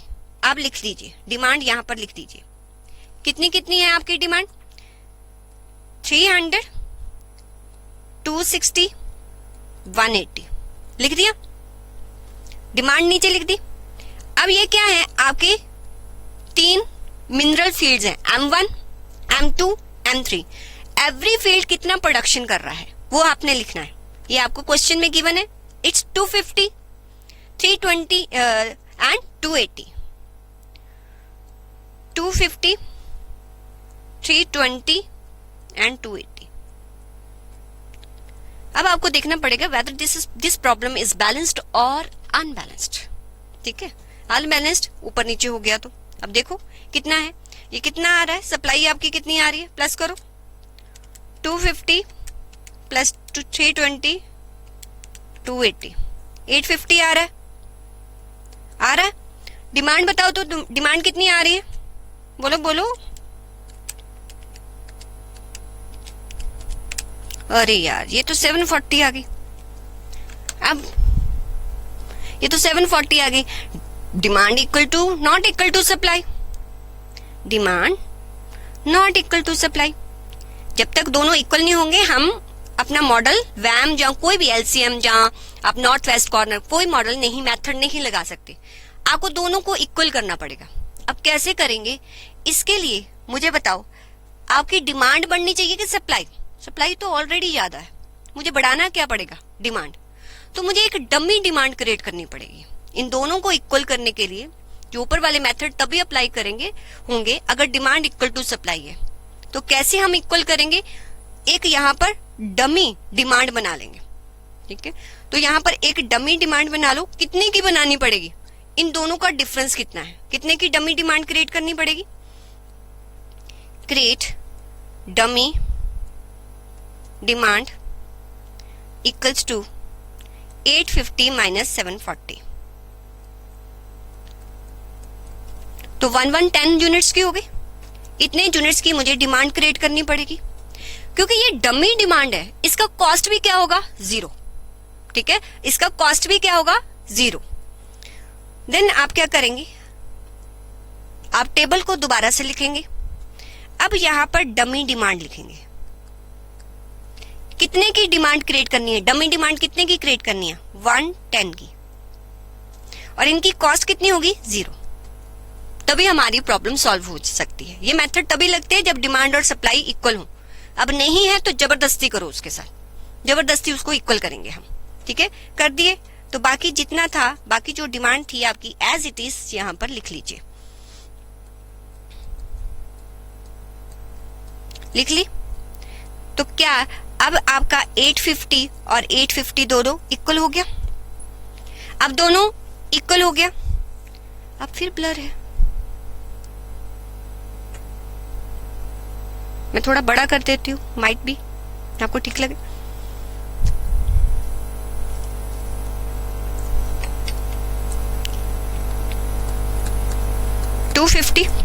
ठीक है, ये मैंने लिख दिया, आपको पता चल गया। देखो हमेशा ध्यान रखना, जब भी आपका जो प्रॉब्लम है वो अनबैलेंस्ड होगा। अनबैलेंस्ड कब होगा, when demand not equal to supply. तो आप देखोगे कहां पर हमें क्रिएशन करना पड़ेगा। अभी मेरा सप्लाई ज्यादा था बट मेरा डिमांड कम था, तो उसके लिए मैंने एक डमी डिमांड कॉलम को क्रिएट कर दिया और जितने का शॉर्टफॉल था उतना डिमांड यहां पर क्रिएट कर दिया और उसकी कॉरेस्पॉन्डिंग कॉस्ट जो है वो 0 रख दी। तो अब आपका जो प्रॉब्लम है, this one is demand is 850 and supply is 850। अब मेरा प्रॉब्लम बैलेंस्ड है। अब आप इस पर कोई भी मेथड लगा सकते हो, लेकिन नॉर्थ वेस्ट कॉर्नर मेथड बहुत इजी है। जो आपका लोएस्ट कॉस्ट एंट्री मेथड है वो भी इजी है, वो इजीली हो जाएगा। आपको क्वेश्चन वैम पर ही आएगा, वोगल्स अप्रोक्सीमेशन मेथड, उसी पर आएगा। तो वही लगाएंगे। मैंने वो मेथड आपको बताया था कैसे करना है। आप क्या करेंगे, पहले रो पेनल्टीज निकालेंगे। क्या निकालेंगे? रो पेनल्टीज। और आप निकालेंगे कॉलम पेनल्टीज। ठीक है, दोनों साइड पर पेनल्टीज आपको निकालनी पड़ेंगी। फर्स्ट रो पेनल्टी और फर्स्ट कॉलम पेनल्टी। चलिए कैलकुलेट करते हैं। करिए। पेनल्टी कैसे निकालते थे? आपका जो भी रो में गिवन कॉस्ट है, जो भी रो में गिवन कॉस्ट है, जो आपका लोएस्ट कॉस्ट है, सेकंड लोएस्ट से आप उसको माइनस कर दीजिए। लोएस्ट कॉस्ट है मेरा 0, सेकंड लोएस्ट कॉस्ट है 6 माइनस 0 तो कितना आ जाएगा? 6। अब लोएस्ट कॉस्ट कितना है? 0। नेक्स्ट लोएस्ट कॉस्ट कितना है? 4। तो कितना आ जाएगा मेरा? 4। लोएस्ट कॉस्ट 0 है, नेक्स्ट लोएस्ट कॉस्ट मेरा क्या है? 5। तो यहां पर कितना आ जाएगा? 5। अब ये मत पूछना मैम ये वाला 5 लेंगे वो वाला 5, कोई भी 5 ले लो, कोई फर्क नहीं पड़ता। ऐसे ही आप कॉलम पेनल्टी निकालें। Column penalty lowest cost next lowest cost से माइनस कर देना है। तो यहां पर 5 and 7 कितना आ गया? 2। फिर आपका 4 लोएस्ट है, नेक्स्ट सेकंड कौन सा है? 5। ये कितना आ जाएगा आपका? 1। यहां पर 5 है, नेक्स्ट लोएस्ट कितना है? Second lowest 6। तो कितना आ गया? 1।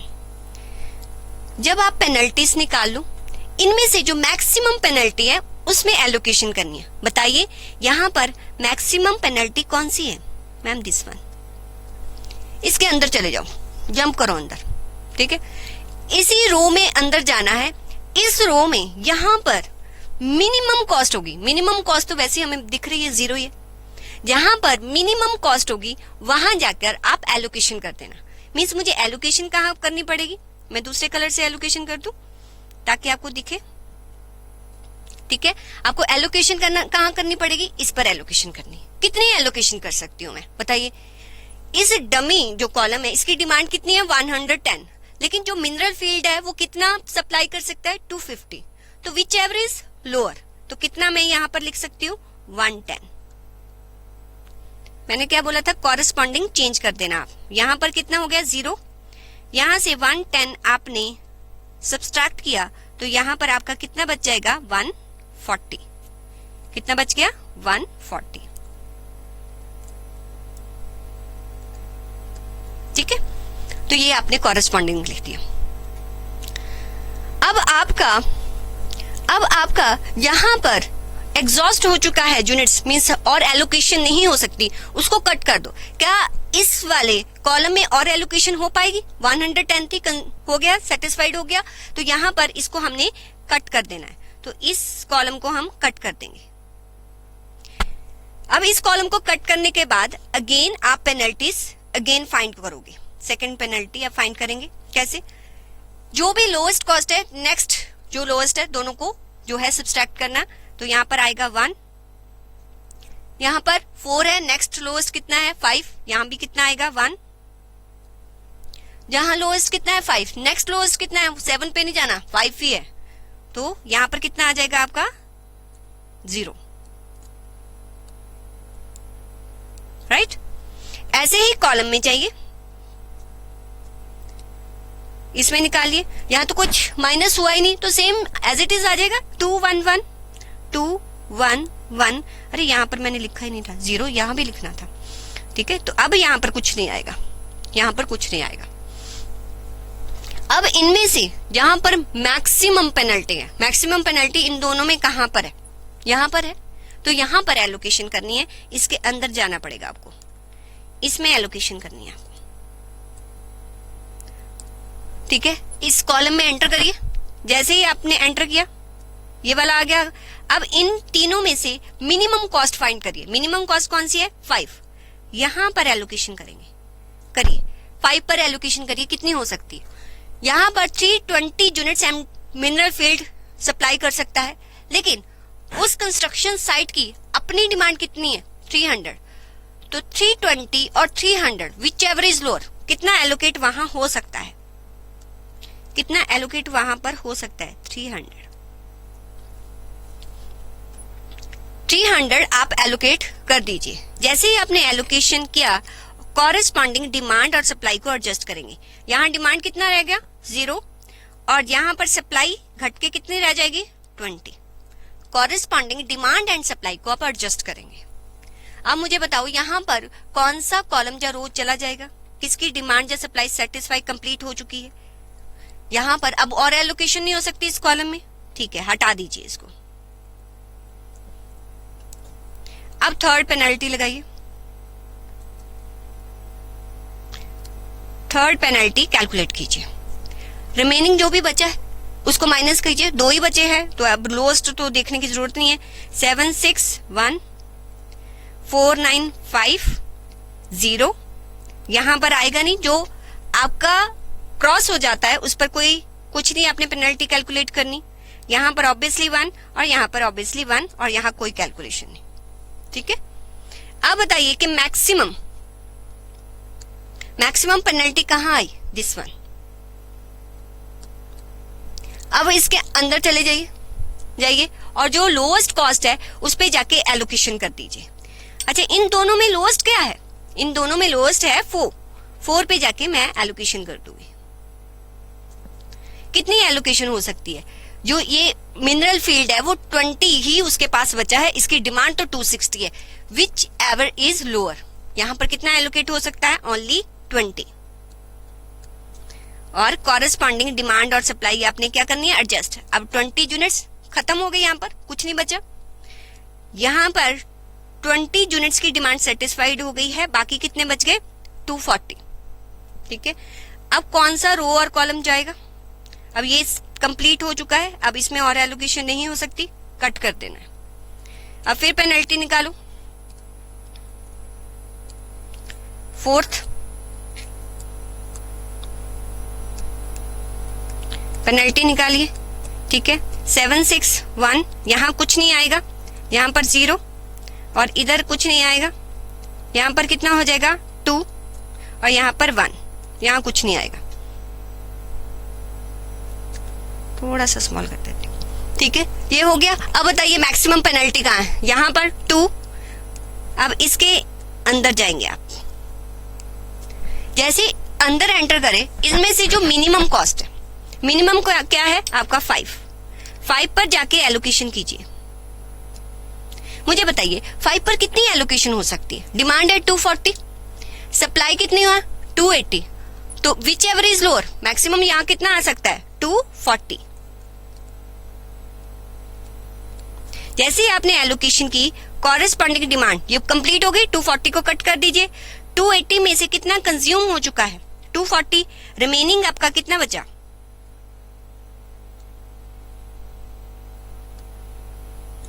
40।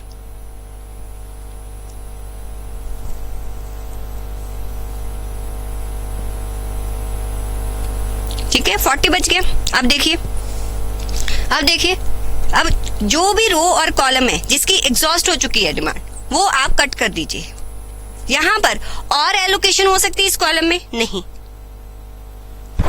नहीं हो सकती, इसको कट कर दिया। अब क्या बचा? 6 और 5। अरे यहाँ पेनल्टी लिखूंगी तब भी 6 और 5 ही आएगा ना, ठीक है। यहाँ पर 1 है, अब पेनल्टी लिखने की जरूरत नहीं। जब 2 बच गए, यहाँ पर 6 आएगा तो यहाँ पर 6 में एंटर कर दीजिए, इसी में एंटर कर दीजिए, ठीक है। लो मैं कर देती हूँ, आपको आगे कंफ्यूजन हो रही है। चलिए 5th पेनल्टी भी बना लीजिए।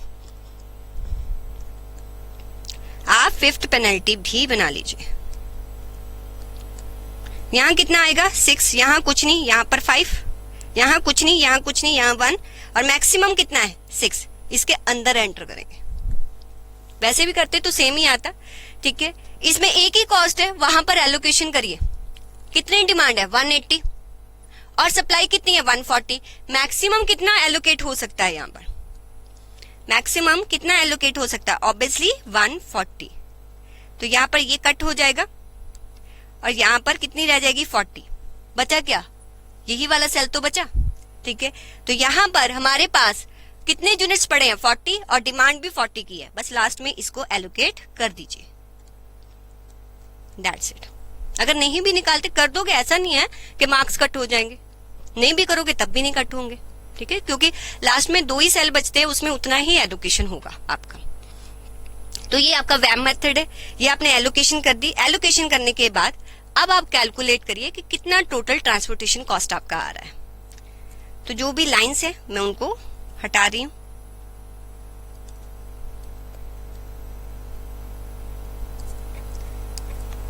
ठीक है, अब हम कैलकुलेट करेंगे calculation of total transportation cost.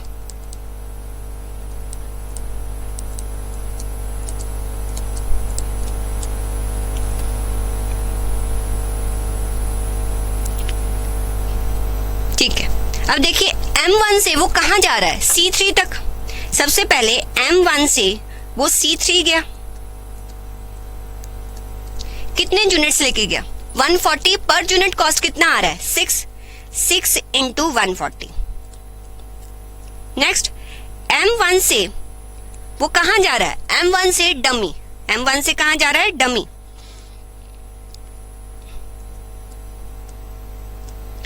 कितने यूनिट्स लेके जा रहा है, 110, लेकिन कॉस्ट है 0। नेक्स्ट आपका M1 कंप्लीट हो गया, फिर M2 पर चले जाइए। M2 किस पर जा रहा है, C1 पर। M2 से सप्लाई कर रहे हैं हम किसको, C2 को। C2 को कितने यूनिट सप्लाई कर रहे हैं, देखिए यहां पर 300, और ईच यूनिट का कॉस्ट कितना है, 5 इंटू 300। फिर M2 से कहीं और भी सप्लाई हो रही है, देखिए हाँ, M2 से C2 को सप्लाई हो रहा है कितने यूनिट्स का, यहां पर देखिए 20 यूनिट्स, और कॉस्ट कितना है, 4। M2 का कंप्लीट हो गया। फिर M3 का देखिए, M3 C2 पे भी जा रहा है, M3 C3 पे भी जा रहा है, M3 C2 पे भी जा रहा है, M3 C3 पे भी जा रहा है। पहले M3 से C2 देखिए 240 और 5, फिर M3 से C3 देखिए 40 यूनिट्स है, 5, और तो है नहीं। ठीक है, आप टोटल कॉस्ट मुझे बता दीजिए कि टोटल कॉस्ट कितनी आई।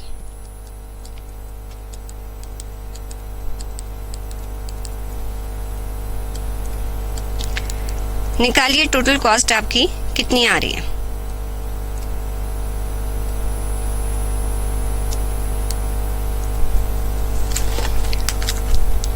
कितनी कॉस्ट आ रही है, 140 into 6, it's 840।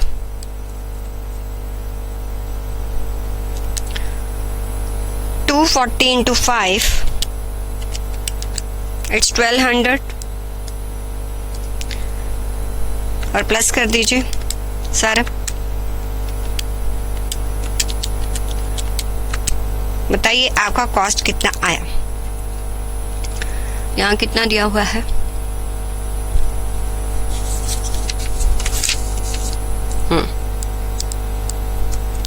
This one is the cost, this one is the cost 3820, ये टोटल कॉस्ट है।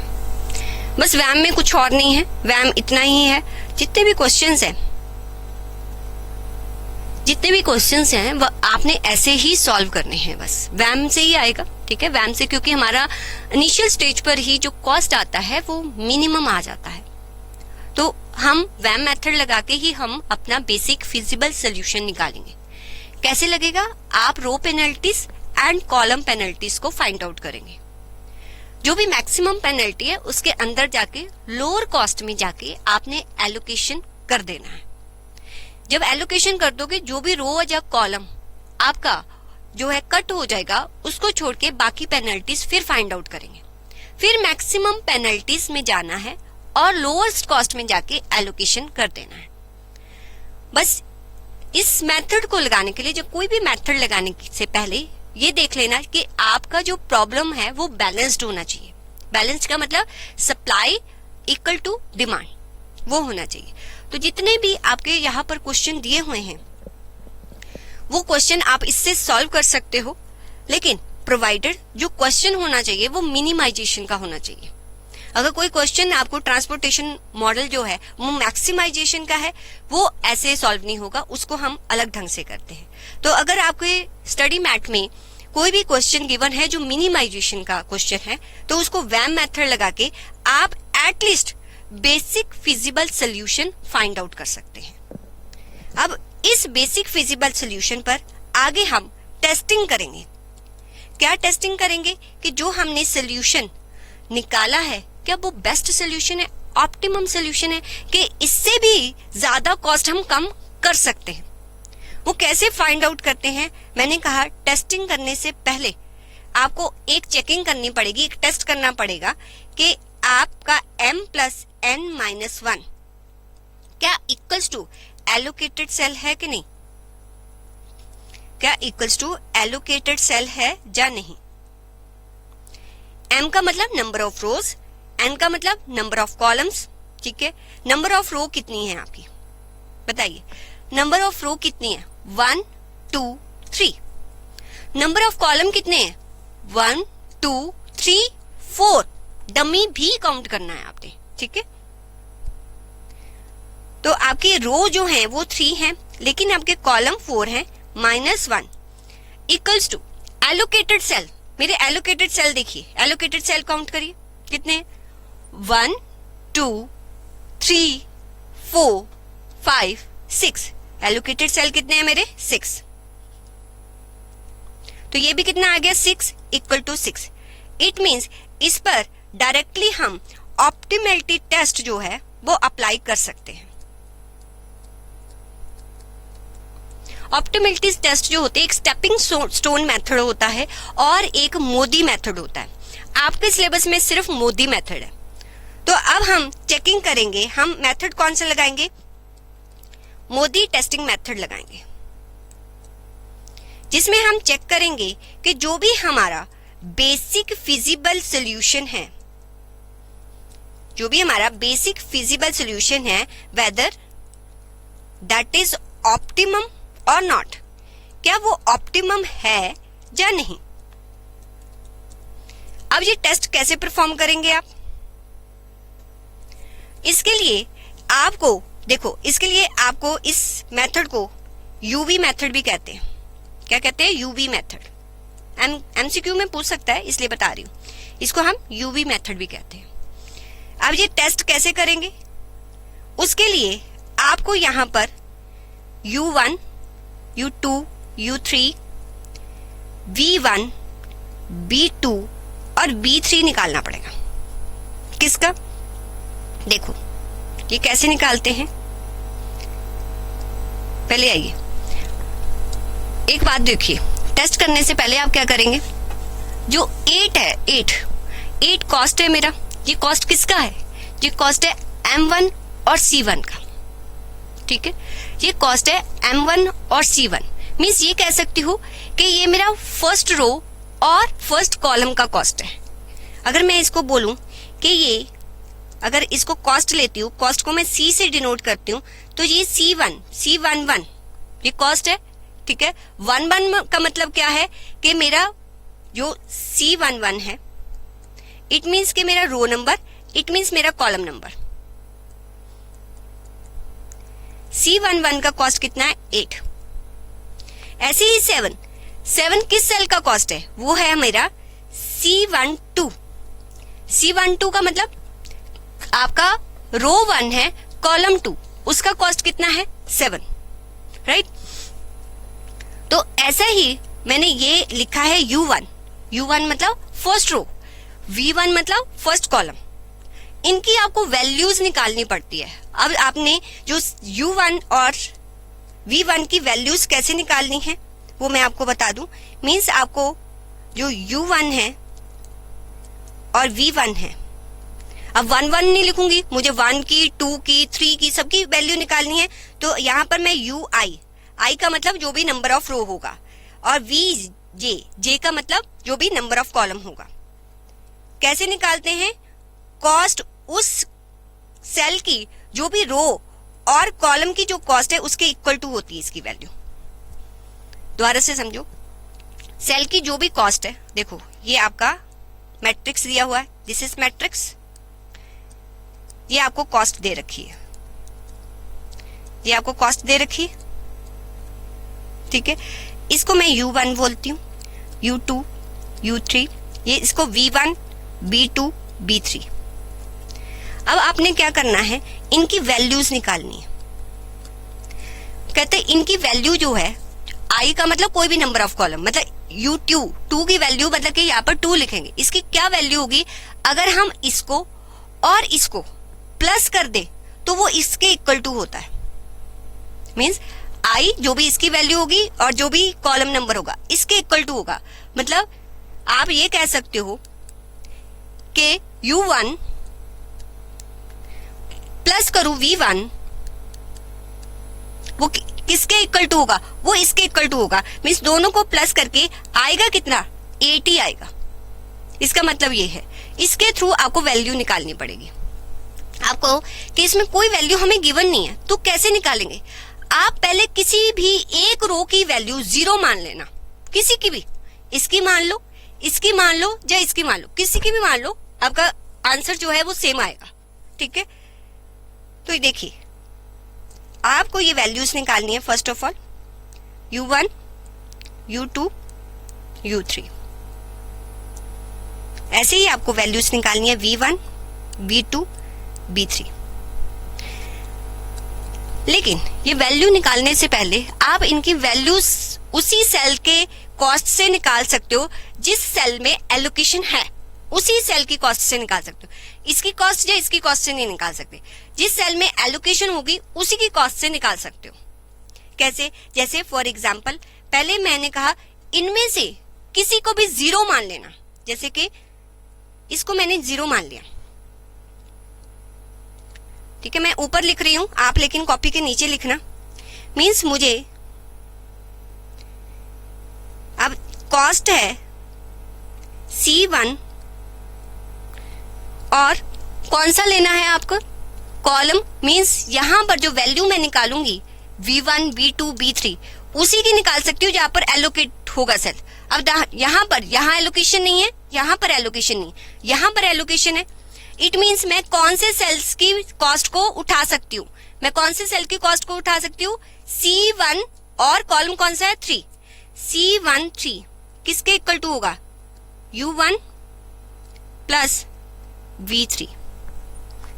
मतलब समझ आया।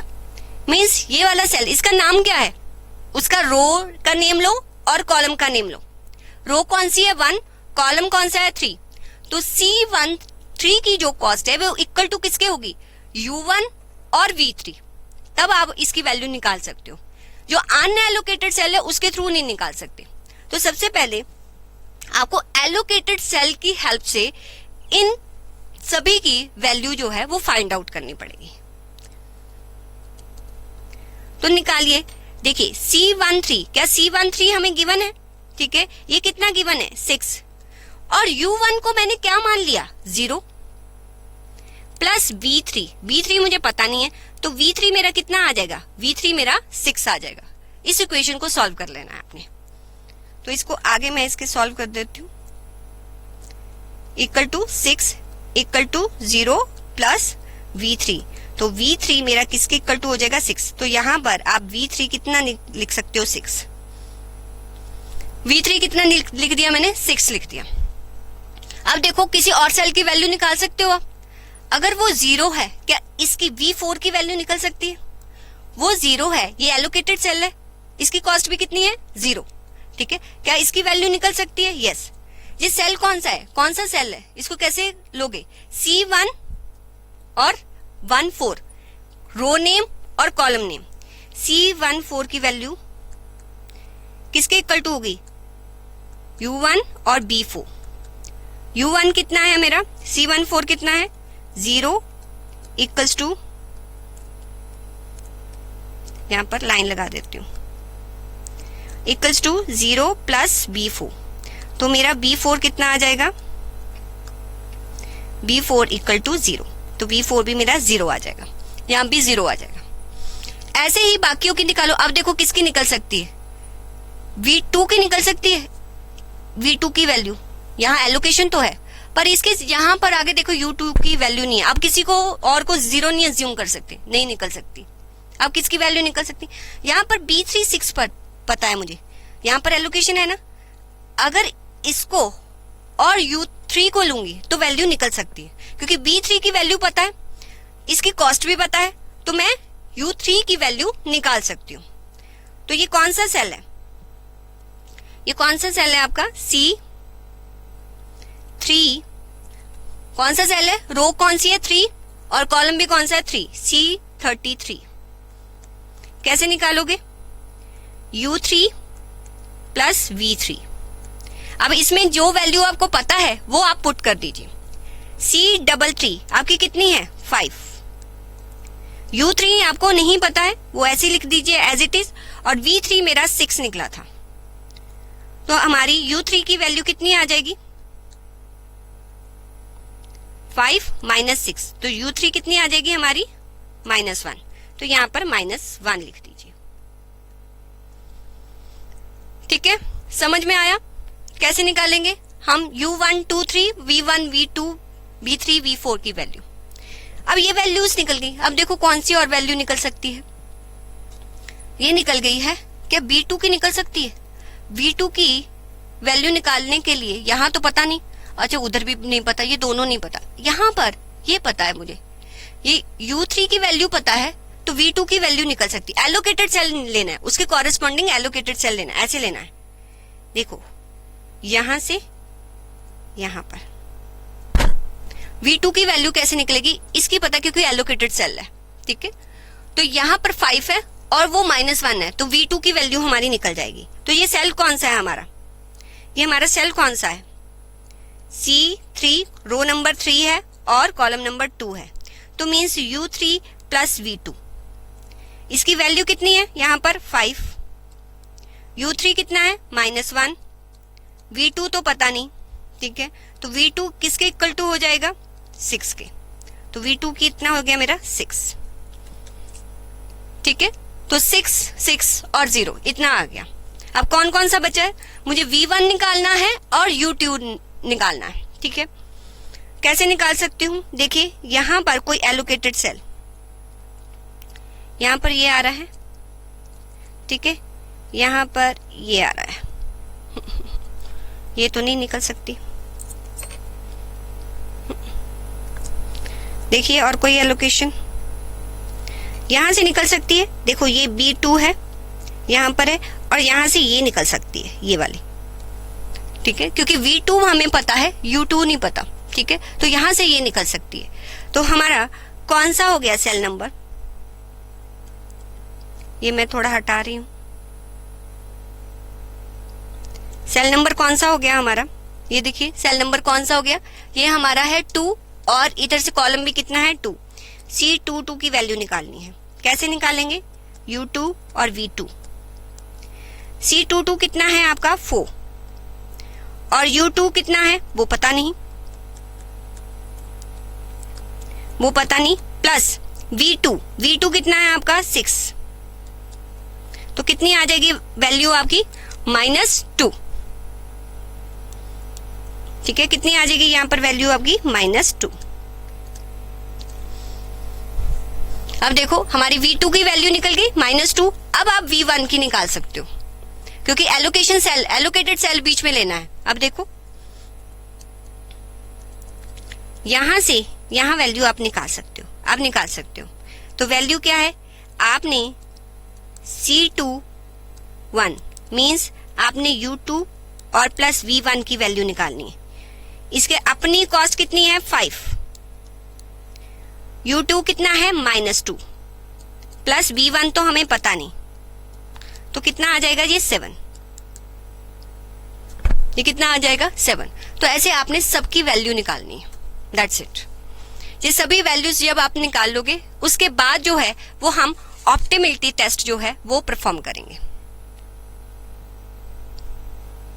ठीक है, उसके बाद हमने ऑप्टिमिलिटी टेस्ट जो है वो परफॉर्म करना है। अब कैसे परफॉर्म करेंगे? आइए मेरे साथ। जब आपको ये सारी वैल्यूज पता चल गई, अरे ये स्पेस यहाँ कम हो गई है, मैं इधर निकाल देती हूँ। आप ऑप्टिमलिटी टेस्ट कैसे परफॉर्म करेंगे?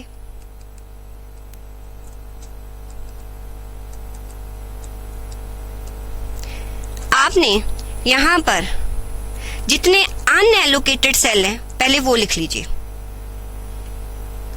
ठीक है, उनकी कॉस्ट लिख लीजिए। अनएलोकेटेड सेल जो है उनकी कॉस्ट मतलब CIJ, कॉलम नंबर और रो नंबर जो भी है वो लिखिए। फिर आपने उनकी अपॉर्चुनिटी कॉस्ट निकालनी है। अपॉर्चुनिटी कॉस्ट मींस इसको हम डेल्टा से मेजर करते हैं। अपॉर्चुनिटी कॉस्ट इक्वल टू होती है कि जितनी भी उस सेल की कॉस्ट है CIJ, जो भी उसके सेल की कॉस्ट है, उसमें से UI और अपना VJ को माइनस कर देते हैं। या आप इसको ऐसे लिख सकते हो, ऐसे लिख सकते हो। ये आपकी अपॉर्चुनिटी कॉस्ट आ जाती है। अनएलोकेटेड सेल की अपॉर्चुनिटी कॉस्ट आ जाएगी। पहले आप अपॉर्चुनिटी कॉस्ट निकालिए, फिर मैं आपको समझाती हूँ ये क्यों निकालते हैं। पहले सारे अनएलोकेटेड सेल लिखिए। मेरे अनएलोकेटेड सेल, इस मैट्रिक्स में मेरे अनएलोकेटेड सेल कौन कौन से हैं बताइए? M1C1 है, बताइए M1C1 अनएलोकेटेड है, लिख दीजिए। ये अनएलोकेटेड, इसका कॉस्ट कितना है 8, इसका कॉस्ट कितना है 8। फिर दूसरा M1C2, M1C2 इसका कॉस्ट कितना है 7। फिर उसके बाद कोई अनएलोकेटेड है? नहीं, वो एलोकेटेड है। ये भी एलोकेटेड है, इसके बाद ये अनएलोकेटेड है। M2C3, कौन सा? M2C3, उसका कॉस्ट कितना है 9। फिर उसके बाद अनएलोकेटेड कौन सा है? ये वाला cell M2 dummy, M2 dummy, और कॉस्ट कितनी होगी 0। ये करने के बाद अब नीचे देखिए कौन सा अनएलोकेटेड है, M3C1, M3C1 बताइए उसका कॉस्ट कितना है? उसका कॉस्ट है आपका 7, राइट। अब ये एलोकेटेड है, दिस वन एलोकेटेड, अब ये एलोकेटेड नहीं, M3 डमी, और कॉस्ट कितना है 0। ये तो इसका कॉस्ट है। अब इनका अपॉर्चुनिटी कॉस्ट निकालना है, ठीक है, कि इनकी अपॉर्चुनिटी कॉस्ट कितनी है। वो आप कैसे निकालोगे? उसको हम रिप्रेजेंट किससे करते हैं? डेल्टा से। जो भी CIJ, ये है हमारी CIJ 8, उसमें से जो उसका कॉरेस्पॉन्डिंग रो का वैल्यू होगा और कॉरेस्पॉन्डिंग जो उसका कॉलम का वैल्यू है जो अभी हमने निकाला, वो दोनों क्या कर दो? माइनस कर दो, तो आपको इसकी अपॉर्चुनिटी कॉस्ट मिल जाएगी। आप अपॉर्चुनिटी कॉस्ट, अगर सारी अपॉर्चुनिटी कॉस्ट आपकी 0 हुई या पॉजिटिव हुई तो मींस जो आपने सोल्यूशन निकाला वो ऑप्टिमम है। अगर यहाँ पर अपॉर्चुनिटी कॉस्ट नेगेटिव निकल रही है, इट मींस कि आप कॉस्ट को और कम कर सकते हो। इट मींस जो आपने सोल्यूशन निकाला दैट इज नॉट ऑप्टिमम, तो उसमें कुछ चेंजेस करना पड़ेगा। अब हम ये अपॉर्चुनिटी कॉस्ट निकाल के देखते हैं। कैसे निकालना है? CIJ, उस सेल का जो कॉस्ट है उसमें से उसका कॉरेस्पॉन्डिंग जो भी आपने UI और VJ का कॉस्ट निकाला है उन दोनों को माइनस कर दीजिए। इसका कॉस्ट कितना? 8 में से माइनस करेंगे, ठीक है, देखिए 8 में से माइनस करेंगे इसके कॉरेस्पॉन्डिंग रो का जो भी नंबर है और कॉरेस्पॉन्डिंग कॉलम का जो भी नंबर है। रो का क्या नंबर है? 0, और कॉरेस्पॉन्डिंग कॉलम कितना है? 7। 0 + 7 कितना आ जाएगा आपका? 1, पॉजिटिव आ गया।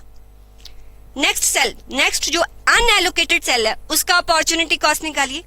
इसका कॉस्ट कितना है? 7, M1C2 आइए यहां पर। इसका कॉरेस्पॉन्डिंग रो का नंबर कितना है? 0, और उसका कॉरेस्पॉन्डिंग कॉलम का नंबर कितना है? 6। 0 + 6 कितना आ गया आपका?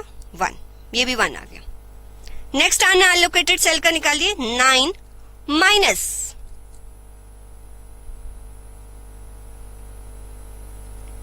हमारा कौन सा अनएलोकेटेड सेल है? ये वाला। इसके कॉरेस्पॉन्डिंग रो का नंबर देखिए कितना निकाला था मैंने? -2। इसके कॉरेस्पॉन्डिंग कॉलम का नंबर कितना है? 6। -2 + 6 कितना आ जाएगा आपका? तो यहां पर आपका आ जाएगा 5, राइट।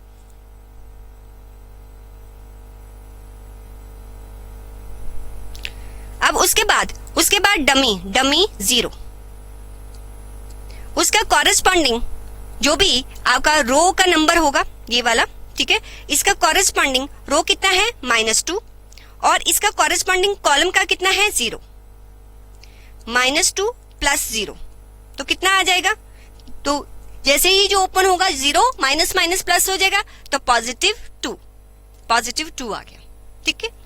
नेक्स्ट क्या है हमारा 7 माइनस ये है 7, इसका कॉरेस्पॉन्डिंग देखिए कॉलम रो का नंबर कितना है -1 और कॉलम का कितना है 7,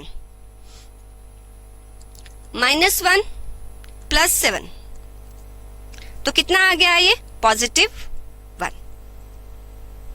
नेक्स्ट आपका कितना है कॉस्ट 0 माइनस इसमें से ये वाला है 0, ये वाला 0, कॉरेस्पॉन्डिंग रो क्या है -1, कॉरेस्पॉन्डिंग कॉलम क्या है 0, -1 + 0 तो यहां पर 1।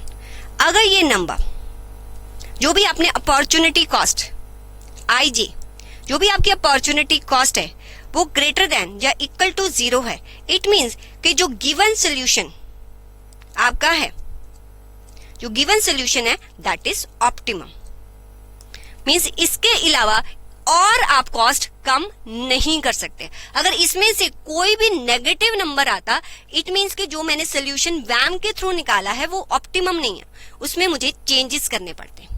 तो ऐसे हम मोदी टेस्ट को अपनी जो बेसिक फिजिबल सोल्यूशन है उस पर इंप्लीमेंट करके देखते हैं। तो दोबारा से देखिए मोदी टेस्ट कैसे अप्लाई होता है।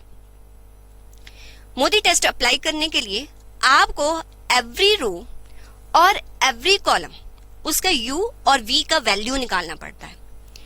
U और V का वैल्यू निकालने के लिए फॉर्मूला क्या होता है, मतलब कि CIJ जो भी कॉस्ट है, यहां पर CIJ कौन सा लेना है, यहां पर CIJ लेना है एलोकेटेड सेल का, मींस कॉस्ट लेना है एलोकेटेड सेल, वो इक्वल टू होगी UI + VJ, इसके इक्वल टू होगी। अब फर्स्ट टाइम तो सारे U1 U2 U3 या ये सारे जो है वो ब्लैंक होंगे, तो किसी एक रो की वैल्यू को 0 मान लेना, 0 मानकर फिर जहां पर एलोकेशन होगी, मींस जैसे U1 है प्लस B3 वो इक्वल टू 6 होगा, उससे मुझे B3 की वैल्यू मिल जाएगी। ऐसे आप सभी जितने एलोकेटेड सेल है उनकी कॉस्ट लेकर सभी वैल्यूज को कैलकुलेट कर देना, दैट्स इट। इन वैल्यूज को कैलकुलेट करने के बाद जो हमारे अनएलोकेटेड सेल्स होते हैं उनकी हमें अपॉर्चुनिटी कॉस्ट जो है वो कैलकुलेट करनी पड़ती है। इन अनएलोकेटेड सेल की अपॉर्चुनिटी कॉस्ट कैसे होती है कि जो भी इनकी कॉस्ट होगी उसमें से माइनस कर दीजिए इन दोनों का प्लस, मींस आपका रो और कॉलम जो भी है उसका उन दोनों को प्लस करके इसमें से माइनस कर दीजिए, ये इसकी अपॉर्चुनिटी कॉस्ट है। तो जो हमने यहां पर निकाल ली, अगर जो अपॉर्चुनिटी कॉस्ट आपने निकाली वो 0 या ग्रेटर देन 0 आ जाती है तो इट मींस आपका गिवन सोल्यूशन जो होगा ऑप्टिमल होगा। अगर ना आए तो फिर वो हम नेक्स्ट क्लास में करेंगे, ठीक है। तो आज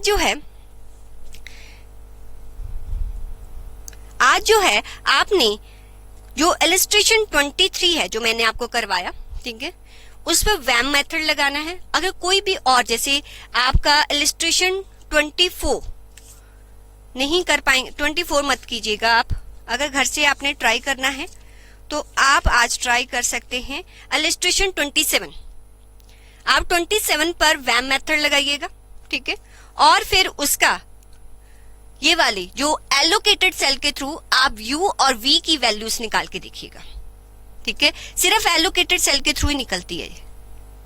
निकालने के बाद आप इनकी अपॉर्चुनिटी कॉस्ट देखो, अपॉर्चुनिटी कॉस्ट का टेबल देख लो एक बार, सारे अनएलोकेटेड सेल लिख लेना, जितने अनएलोकेटेड सेल होंगे उनकी सभी की कॉस्ट लिख देना। इसको CIJ बोलते हैं, I का मतलब रो नंबर, J का मतलब कॉलम नंबर, ये सारे लिख लेना। अपॉर्चुनिटी कॉस्ट कैसे निकलेगी, जो भी सेल होगा उसके कॉरेस्पॉन्डिंग रो की जो वैल्यू निकाली है, कॉरेस्पॉन्डिंग कॉलम की जो वैल्यू है, उन दोनों को प्लस करके इसमें से माइनस कर देना, तो ये आपकी अपॉर्चुनिटी कॉस्ट आ जाएगी। अगर सारी पॉजिटिव हुई तो आपका सोल्यूशन ऑप्टिमल है। तो आप एक बार इलस्ट्रेशन 27 खुद करके देखेंगे, कोई प्रॉब्लम आएगी तो मुझे व्हाट्सएप कर दीजिएगा, ठीक है। This is your transportation model. Transportation model में 3 मेथड हैं। 3 मेथड लगाने के बाद जो सोल्यूशन आता है हम चेक करते हैं क्या वो सोल्यूशन जो हमने निकाला वो ऑप्टिमम है कि नहीं। उसके लिए एक टेस्ट परफॉर्म करते हैं, दैट इज मोदी टेस्ट। वो परफॉर्म करने के बाद हमें पता चलता है कि हमने जो ऑपरेशन किया इस प्रॉब्लम का क्या वो ठीक हुआ या नहीं हुआ। नहीं हुआ तो दोबारा ऑपरेशन करेंगे। वो मैं इस क्लास में नहीं सिखाऊंगी, वो मैं आपको नेक्स्ट क्लास में सिखाऊंगी। आज की क्लास में इतना ही करते हैं, बाकी नेक्स्ट क्लास में करेंगे। चलिए student, okay bye students. Hello बच्चों, कैसे हैं आप? मैं CA संतोष कुमार। मैंने और मेरी टीम ने डिसाइड किया कि जो क्वालिटी एजुकेशन मैं और मेरी टीम एक पर्टिकुलर एरिया में प्रोवाइड कर रहे हैं उसको पूरे देश में क्यों न फैलाया जाए at the reasonable cost under the brand name of COC education private limited. मेरे बच्चों, इस सक्सेस को हमने पाया कॉमर्स के स्टूडेंट्स किसी भी कोर्स के हो, वो पूरे ऑल ओवर इंडिया में बैठ के हमारे कोर्सेज से बेनिफिट ले रहे हैं या ले चुके हैं। हमें जो दूसरों से अलग करता है वो है हमारा डेली डाउट सेशन। हमारा जो एकेडमिक इंस्ट्रक्टर टीम है आपके कॉन्टिन्यूस आपके ग्रोथ पे वो नजर बनाए रखता है और आपको कॉन्टिन्यूस बेसिस पे मोटिवेट करना आपको स्टडी के लिए।